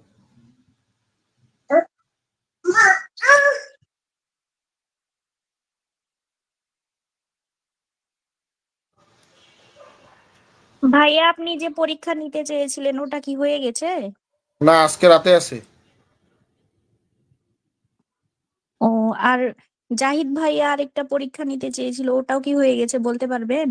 না, হয়নি, নিবে বলছে। সেদিন আমার ওকে। সাথে ছিল, ওই জন্য নিতে পারিনি। আজকে আপনাদের কয়টায় পরীক্ষা আছে? 8টা থেকে 10টা। রাত 8টায়। কোন কোন topic? Alfred Tennyson Alfred Tennyson and R CM R Hawkins. Hawkings. কত মার্কের পরীক্ষা হবে? 40 মার্ক। 8টা থেকে 10টা পর্যন্ত 2 ঘন্টা সময়, 10টা 10-এর মধ্যে আপনারা পোস্ট করে জানাবেন। ওকে? ওকে দাদা। এইখানে দেখেন, evaluate John Donne as a metaphysical love poet, অথবা mention and analyse metaphysical traits in Donne's poetry, অথবা John Donne as a metaphysical poet. Most important একটা কোশ্চেন। আমরা মেটাফিজিক্যাল পোয়েট্রির যে বৈশিষ্ট্যগুলো আছে সেই বৈশিষ্ট্যগুলো দিয়ে তার কবিতাগুলোর রেফারেন্স দিব। অ্যাবস্ট্রাক্ট থিম, আমরা তো জানি কি ধরনের থিম হতে পারে, তার কবিতাগুলো থেকে আমরা সেটা বলে দিতে পারবো, তাই না? তারপর আছে logical and argumentative presentation of emotion, এই পয়েন্টার মাধ্যমে আমরা বলতে পারবো। Use of conceit wit and profusion, এটা থেকে বলতে পারবো। যেমন ভ্যালিডিকশন ফরবিডিং মর্নিং এ আছে, if they be two they are two so as step two in compass are two, এই লাইনটা মোস্ট ইম্পর্টেন্ট একটা লাইন কনসিট এন্ড উইটের জন্য। তারপর হচ্ছে অভিব্যক্তির যে তীব্রতা, তার সেন্স অফ এক্সপ্রেশন, এই জায়গাটা। তারপর যে সহজ ভাষা ব্যবহার করছে, ফর্মাল ওয়ার্ডের পরিবর্তে ক্লোকুয়াল ওয়ার্ডস ব্যবহার করছে, এটা একটা পয়েন্ট রাখতে পারি। অর্থাৎ আমরা যে 6টা পয়েন্ট উপরে পড়েছিলাম মেটাফিজিক্যাল পোয়েট্রি বৈশিষ্ট্যতে, সেটাই হচ্ছে এই পয়েন্ট আমরা দিতে পারি। ক্লিয়ার? ভাইয়া একটা কথা বলি, বলেন। ইউজ অফ কনসিডার উইটের মধ্যে কি she is all states and all prince I nothing else is, এই কোটেশনটা ইউজ করতে পারবো না?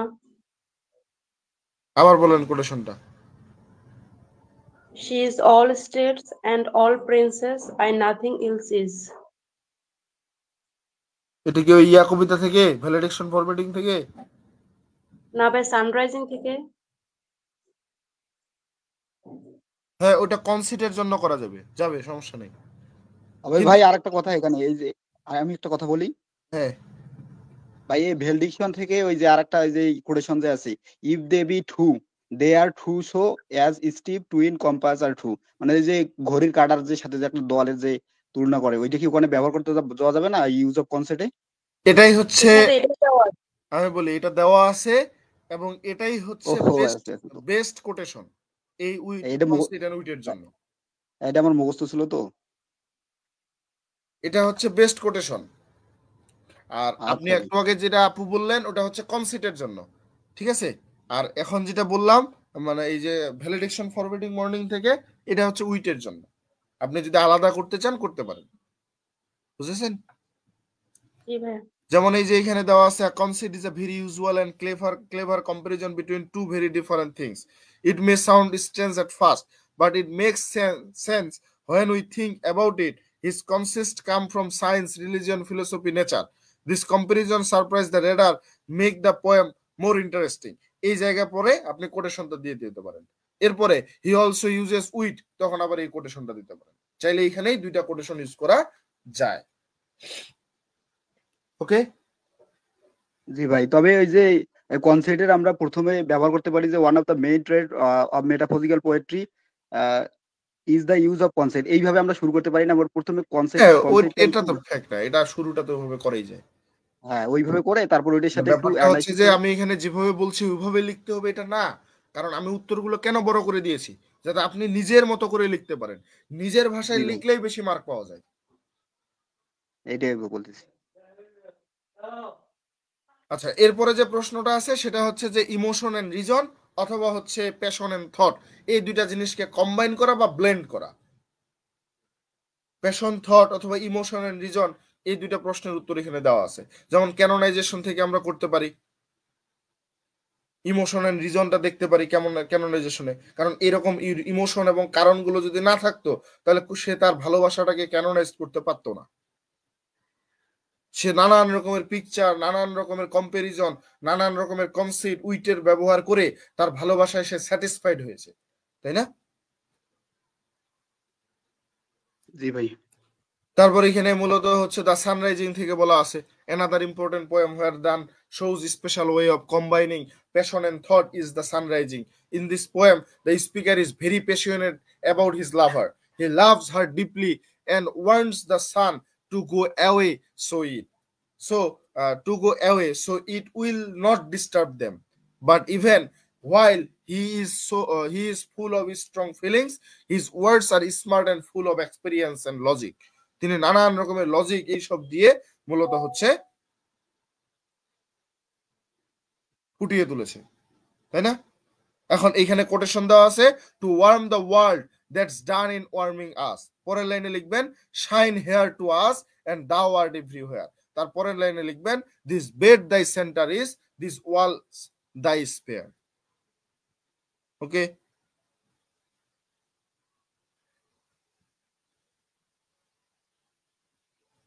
তারপর ভ্যালিডিকশন ফরবিডিং মর্নিং থেকে দেওয়া আছে। আচ্ছা, এই যে এই জায়গাটা একটু গ্যাপ আছে না? জি ভাই। আপনারা গ্যাপটা রাখেন না, এটা উপরে উঠাই দেন, এটা উপরে উঠাই দেয় নেই, এটা উপরে উঠে আসবে। এই যে লজিক্যাল রিজন, রিজনের পরে লিখবেন he tells her that their love is so strong that distance can not break it. He use a famous comparison between two leg of a compass. এই তো শেষ। তারপর ক্রিটিক্যাল অ্যাপ্রিসিয়েশন দেওয়া আছে ভ্যালিডিকশন ফরবিডিং মর্নিং থেকে, most important একটা question. এই তিনটা প্রশ্নই পড়তে হবে। তারপর এটার দরকার নাই, উইট এন্ড কনসিড অলরেডি চলে আসছে। এটা শর্টের জন্য গুরুত্বপূর্ণ, উইট এন্ড কনসিড। শর্টের জন্য আপনারা জাস্ট এতটুকু লিখলেই হবে। এই যে মূলত হচ্ছে প্রথমে উইট কি জিনিস, কনসিড কি জিনিস ইন্ট্রোডাকশনে বলে দিবেন, দেওয়ার পরে use of wit in John Donne's poems এটা দিয়ে দিবেন, হয়ে যাবে। একটা উইটের ব্যবহার, একটা কনসিডের ব্যবহার, দুইটা প্যারা দিয়ে কোটেশন দিয়ে দিবেন, ওটা শর্টে হয়ে যাবে। শর্টে মনে আলাদা করে উত্তর দিয়ে দেওয়া আছে।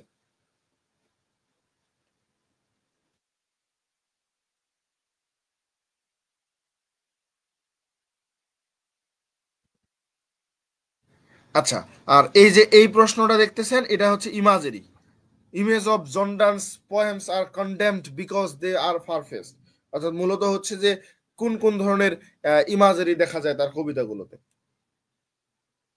মূলত ফারফেস্ট রিলেটেড। যেমন কনসিস্টের ব্যবহার করা হয়, যেমন এখানে যেমন এই যে আমাদের ভ্যালিডিকশন ফরবিডিং থেকে দেওয়া আছে, তারপর এখানে সানরাইজিং থেকে দেওয়া আছে, তারপর এখানে হচ্ছে ডেথ বি নট প্রাউড থেকে দেওয়া আছে, তারপর why does images are valuable and creative এটা বলা আছে। মনে হয় এই দুইটা পয়েন্টই আছে এই জায়গায়। আর একটা আছে real purpose of dance unusual images, এগুলো দিলেই হয়ে যাবে। ওকে, ওকে লন্ডন থেকে রিসেন্ট আমি যেটা দেখেছি, গত 2 বছরে জাস্ট একটা প্রশ্ন কমন পড়ছে, উইট এন্ড কনসিড। বাকি প্রশ্নগুলো আসে নাই। আপনাদের আসার পসিবিলিটি আছে সরাসরি, এই জন্য এখান থেকে বেশি পড়তে হচ্ছে, বেশি প্রশ্ন দেওয়া আছে, কারণ যে প্রশ্নগুলো আসে নাই সেগুলো থেকে এখন আসার সম্ভাবনা বেশি। এই যে জন Donne as a religious poet, আপনার তার কবিতা রেফারেন্স দিয়ে বলতে বলা হয়েছে। এখন রিলিজিয়াস পোয়েট মূলত হোলি সনেট গুলো আছে। কারণ হোলি সনেট গুলো যেমন হচ্ছে আপনার হোলি সনেট 10, হোলি সনেট 14, একটা হচ্ছে বেটার মাই হার্ট, আর একটা ডেথ বি নট প্রাউড ছিল না, death be not proud. Okay ভাই। ডেথ বি নট প্রাউড একটা কবিতা, আর একটা হচ্ছে মূলত আমাদের ওই যে বেটার মাই হার্ট 14, যেটা 10 বলা হয় হোলি সনেট 10 বলা হয় ডেথ বি নট প্রাউড কে, আর হোলি সনেট 14 বলা হয় বেটার মাই হার্ট কে। বুঝেছেন? এই দুইটাই তো এখানে মূলত রিলিজিয়াস পোয়েম। আর ক্যানোনাইজেশনটা রিলিজিয়াস আছে, কিন্তু সেটা সরাসরি রিলিজিয়াস মানে ফুটে উঠে না, সেটাতে লাভ পয়েমটাই বিশেষ করে ফুটে উঠে। এই জন্য এই দুইটা রেফারেন্স দিলেই হয়ে যাবে। বুঝতে পারছেন? জি ভাইয়া। আর এই যে উপরের দিকে যে প্রশ্নগুলো পড়লেন, এই যে Jordan has broad nobility in love's poem, এই জায়গায় এই যে মেটাফিজিক্যাল কনসেপ্টের ব্যবহার থেকে একটা পয়েন্ট দিবেন। তারপর ওই যে উপরে আপনি থট এন্ড ইমোশন বা প্যাশন এন্ড রিজন আপনি ব্লেন্ড করছেন, সেখান থেকে আপনি যা পারবেন লিখবেন। তারপর আমাদের মেটাফিজিক্যাল পোয়েট্রির বৈশিষ্ট্য থেকে যে এভরিডে ল্যাঙ্গুয়েজ ব্যবহার করা হয়েছে ওইটা দিয়ে দিবেন। তারপর ফিজিক্যাল এন্ড স্পিরিচুয়াল লাভের একটা ব্যাপার দিবেন, শেষ। এগুলো যদি টেকনিক্যালি পড়েন হয়ে যাবে, আর যদি লাইন বাই লাইন পড়তে চান তাহলে হবে না, হ্যালো, তাহলে আপনাকে বেশি পড়তে হবে। আর যদি টেকনিক্যালি পড়েন, আচ্ছা এই জিনিসটা তো আমি ওখানে পড়েছি, তাহলে এই প্রশ্নটা আসলে আমি এই পয়েন্টটা এখানে ফুটে তুলবো। ওকে, হয়ে গেল। বলেন ভাই বলতে চাইলাম কি, আপনি যে এই যে কিছুক্ষণ আগে একটা বলছিলেন যে ওই যে কি যেন brought nobility in love poem, এই পোয়েমটা আর এই যে blend fashion of thought in piece poetry, এই দুইটা কি কম্বাইন করে লিখলে হবে না? কোনটা প্রশ্ন? এই যে একটা দেখলাম যে এখানে আমি এই যে 6 নম্বরের সিট সাজেশনে দেখতেছি যে discuss how John Donne has brought nobility in love poems, আর একটা হচ্ছে 3 নম্বরে যে how does John Donne blend fashion and thought in his poetry, মানে তার চিন্তা ভাবনার যে লেখা যায়, কিন্তু নোবেলিটি যখন জিনিসটা আসবে তখন লাভ পোয়েম গুলো কিভাবে এত মহৎ হয়ে গেল, তখন আমাদের ফুটিয়ে তুলতে হবে যে এখানে মেটাফিজিক্যাল কনসেপ্টের ব্যবহার ছিল। আপনি চাইলে মেটাফিজিক্যাল উইটের ব্যবহারটা বলতে পারেন, এটা দুইটা পয়েন্ট হয়ে গেল। তারপরে আমাদের যেটা বলতে হবে, বা আপনি একসাথে বলতে পারেন use of metaphysical concept and wit. Then আমাদের বলতে হবে blending of thought and emotion. আপনি যে উপরে ব্লেন্ডিং এন্ড থট এন্ড ইমোশনের প্রশ্নটা বললেন, সে পুরো প্রশ্ন থেকে মেইন কথাগুলো আপনি তুলে দেন, বা যে কোনো একটা কবিতার উদাহরণ দিয়ে দেন। যেমন সব থেকে বেস্ট উদাহরণ ক্যানোনাইজেশনেরটা, ক্যানোনাইজেশন থেকে দিয়ে দেন। তারপর তিনি এভরিডে ল্যাঙ্গুয়েজ ব্যবহার করছে বলেই তার কবিতাগুলো কিন্তু নোবেলিটি হয়েছে, তাই না? তো এখন শুধুমাত্র ওই প্রশ্নের উত্তরটা সরাসরি লিখলে কিন্তু এটা প্রুভ হয় না, মানে আর কি ওই মিক্সিং করে লিখতে হবে যে হ্যাঁ যেটা চাইছি এটাই ওইটা বললাম। দিয়ে। আপনাকে প্রশ্নটা আগে বুঝতে হবে। প্রশ্নটাতে বলছে জর্ডান কিভাবে তার কবিতাগুলো এত মহৎ করে তুললো। এখানে তিনি মেটাফিজিক্যাল পোয়েট্রির বৈশিষ্ট্যগুলো ব্যবহার করছে, এখানে তিনি থট এন্ড ইমোশনটাকে ব্যবহার করছে, এভরিডে ল্যাঙ্গুয়েজ ব্যবহার করছে, এই সব জিনিসগুলোর জন্যই তার কবিতাগুলো এরকম নোবেলিটি হয়ে গেছে। বুঝতে পারছেন? কারণ তিনি এখানে ফিজিক্যাল লাভ এবং স্পিরিচুয়াল লাভের মধ্যে একটা মানে কঠিন একটা পার্থক্য দেখানোর চেষ্টা করছে, কারণ দুইটাই তার কবিতায় অন্তর্ভুক্ত। স্পিরিচুয়াল লাভটা হচ্ছে তার হোলিসনের 14 এবং 10-এর মধ্যে আছে, আর ফিজিক্যাল লাভগুলো কোথাও আছে? তিনি ফিজিক্যাল লাভের সাথে প্রায় তার প্রত্যেকটা কবিতায় স্পিরিচুয়াল লাভ, কিন্তু তিনি ফিজিক্যাল লাভটাকে বুঝিয়েছে যে সাধারণ অর্ডিনারি পিপলরা যেভাবে ভালোবাসার মধ্যে থাকে তার ভালোবাসাটা সেরকম ছিল না। ভ্যালিডিকশন ফরবিডিং মর্নিং এ বলা হয়েছে, তাই না? ফিজিক্যাল লাভ থেকে দূরে থাকলেও তাদের ভালোবাসা কমবে না, ফিজিক্যালি সেপারেশন হচ্ছে কিন্তু তারা আত্মিকভাবে সেপারেশন হচ্ছে না। এই জিনিসগুলো ফুটিয়ে তুললেই হয়ে গেল। প্রশ্নটা বুঝতে হবে, প্রশ্নে কি চেয়েছে সেই জিনিসটা বুঝতে পারলেই হয়ে গেল। আচ্ছা, এটার দরকার নাই, 16 নম্বরটা দরকার নাই। এখানে আপনি ক্রিটিক্যাল অ্যাপ্রিসিয়েশন, ভ্যালিডিকশন, ফরবিডিং মর্নিংটাই বেটার। আর তারপরও জাস্ট জেনে নিবেন ক্যানোনাইজেশনের রাইম স্কিমটা কি, কতগুলো লাইন আছে, কয়টা স্ট্যান্জা আছে, এই জিনিসগুলো জেনে রাখবেন। যদি এসে যায়, যদি অন্য প্রশ্ন কমন না থাকে যেন লিখতে পারেন, কারণ আপনি তো ক্যানোনাইজেশন সম্পর্কে আপনার জানা আছে, অন্যান্য প্রশ্নে আপনি ক্যানোনাইজেশন সম্পর্কে পড়ে যাচ্ছেন, তাহলে এখানে কিভাবে মেটাফিজিক্যাল কনসেপ্টের ব্যবহার হয়েছে, এখানে কোন ধরনের সিম্বলিজম বা ইমাজারি ব্যবহার হয়েছে, এই জিনিসটা পাচ্ছেন। তারপর এটার স্ট্রাকচার ফর্মটা শুধু দেখে যেতে বলছি। এই তিনটা জিনিস আপনি যদি না পারেন, এই তিনটা জিনিস লিখে দিলেও হয়ে যাবে। বুঝেন নাই? জি ভাইয়া। অর্থাৎ টেকনিক্যালি কাজ করতে হবে। আপনি যদি টেকনিক্যালি পড়াশোনা করে যান তাহলে যেভাবেই প্রশ্ন আসুক না কেন আপনি পারবেন, কিন্তু আপনি যদি প্রত্যেকটা প্রশ্ন ধরে ধরে পড়তে চান তাহলে তো শেষ করতে পারবেন না, তাহলে লিখতে পারবেন। এইটা তো আমি বলতে চাচ্ছি, এতগুলো প্রশ্ন তো পড়া ইম্পসিবল, তাই আমরা এমন ভাবে পড়তে হবে যেন প্রশ্নের মান মানে সামঞ্জস্য রেখে লেখে টেকে মাঝতে মনে করেন ওই যে ওই সম্পর্কে একটু অ্যানালাইসিস করে লিখে আসতে হবে, কিন্তু ছেড়ে আসা যাবে না, লিখতেই হবে। আপনি আমাদের এই যে বইয়ের মধ্যে একটা বিষয় খেয়াল করেন, হ্যাঁ ওইটাই খেয়াল করেন যে উত্তরগুলো আমি বিশেষ করে ওইভাবে সামঞ্জস্য করে রেখেছি, প্রশ্ন আলাদা আলাদা করে দেওয়া আছে। এই যে এখন যে কথাটা বললাম এটা আপনাদের বুঝতে হবে যে যেমন এই নোবেলিটির প্রশ্নটা কেন নোবেলিটি কিভাবে হলো সেই জিনিসটা ফুটিয়ে তোলার জন্য আপনি উপরের প্রশ্নগুলো থেকে অ্যান্সার লিখতে পারবেন। ঠিক আছে, আপনার এখানে মোস্ট ইম্পর্টেন্ট যে কয়েকটা প্রশ্ন পড়তে হবে, মানে জানা থাকতেই হবে, সেটা হচ্ছে মেটাফিজিক্যাল যে লাভ পয়েন্ট বা তার বৈশিষ্ট্যগুলো জানা থাকলে আপনি অনেক কিছু করে ফেলতে পারবেন। তারপর হচ্ছে আপনার ব্লেন, থট এন্ড ইমোশন বা প্যাশন এন্ড রিজন, এই প্রশ্নের উত্তরটা ভালোভাবে জানা থাকতে হবে। এই দুইটা প্রশ্ন জানা থাকলে এখান থেকে আপনি প্রশ্নের উত্তর লিখতে পারবেন। জি ভাই, বুঝতে পারছি। তবে এখানে আরেকটা ইম্পর্টেন্ট, ওই যে আপনি বললেন যে রাইট ক্রিটিক্যাল অ্যাপ্রিসিয়েশন, ওই যে ভ্যালিডেশন অফ ফরম্যাটিভ মর্নিংটা। জি ভাই, এটা আসার সম্ভাবনা আছে। তাহলে এখন আপনারা হচ্ছে সময়টা পড়েন, পড়াশোনা করেন, রাতের দিকে পরীক্ষা দেন, আগামীকাল সকাল 10টায় আবার দেখা হচ্ছে। চেষ্টা করব আগামীকাল আমরা 16 and 17 সেঞ্চুরি পোয়েট্রি ক্লোজ করার। আর বাকি আছে আমাদের অ্যান্ড্রু মার্ভেল আর কি জর্জ হার্বার্ট। জর্জ হার্বার্ট আমরা চেষ্টা করব, কারণ দুইটা করে কবিতা আছে না? জি ভাইয়া। জি ভাইয়া। দ্য কলার স্টার উইংস, উল্টা উল্টি করতেছি নাকি? অ্যান্ড্রু মার্ভেলের টু হিজ কেমিস্ট্রিজ আর দ্য হ্যাঁ, ডেফিনেশন আর দ্য ডেফিনেশন অফ লাভ। আর জর্জ হার্বার্টের ওইটাই তো, কলার আর স্টার। Star wings. তো হ্যাঁ, এই 4টা কবিতা আগামীকাল আমরা শেষ করে ফেলবো। তাহলে আগামীকালকে এটা শেষ হলে তার পরের দিন থেকে ভিক্টোরিয়ান পোয়েট্রি ধরবো। ওকে, ওকে দাদা। ক্লাসকে পর্যন্তই। রবার্ট ব্রাউনিং আর ম্যাথিউ আর্নল্ড থেকে হবে না এক্সাম? ওই তারি, আপনি আবার কই থেকে আসলেন এতক্ষণ পর? আলফ্রেড টেনিসন আর হচ্ছে আজকে জিএম হপকিন্স, আর পরেরটা হচ্ছে রবার্ট ব্রাউনিং আর কি? আমি তাহলে আপনার প্রশ্ন বুঝিনি, আবার বলেন। না ভাই, আজকেরটা জানি, আগামীকালকে হচ্ছে হ্যাঁ, রবার্ট আগামীকাল বাকি ব্রাউনিং। দুইটা। আগামীকাল তো না 27 তারিখ, একদিন পর। বাকি দুইটা যে আছে, ভাইয়া পরীক্ষা কি শর্ট বড় সবগুলা মিলাই হবে ব্রিফ? জি, পরীক্ষায় দুইটা ব্রডের অ্যান্সার করতে হবে, 4টা থেকে 2টার অ্যান্সার করতে হবে, আর শর্টে 5টা থেকে 3টার অ্যান্সার করতে হবে, ব্রডে হচ্ছে 10টা থেকে 8টার অ্যান্সার করতে হবে, ব্রিফে 10টা থেকে 8টার অ্যান্সার করতে হবে। দুইটা ব্রডে 20 মার্ক, 3টা শর্টে 12, 32, আর ব্রিফ হচ্ছে 8টা 40, 2 ঘন্টা সময়। ভাইয়া জন ডানের বোর্ড যে দিলেন, আর শর্ট কি সবগুলাই পরে নিব? হ্যাঁ, ব্রড গুলো বললে তো শর্ট গুলো এমনি চলে আসবে।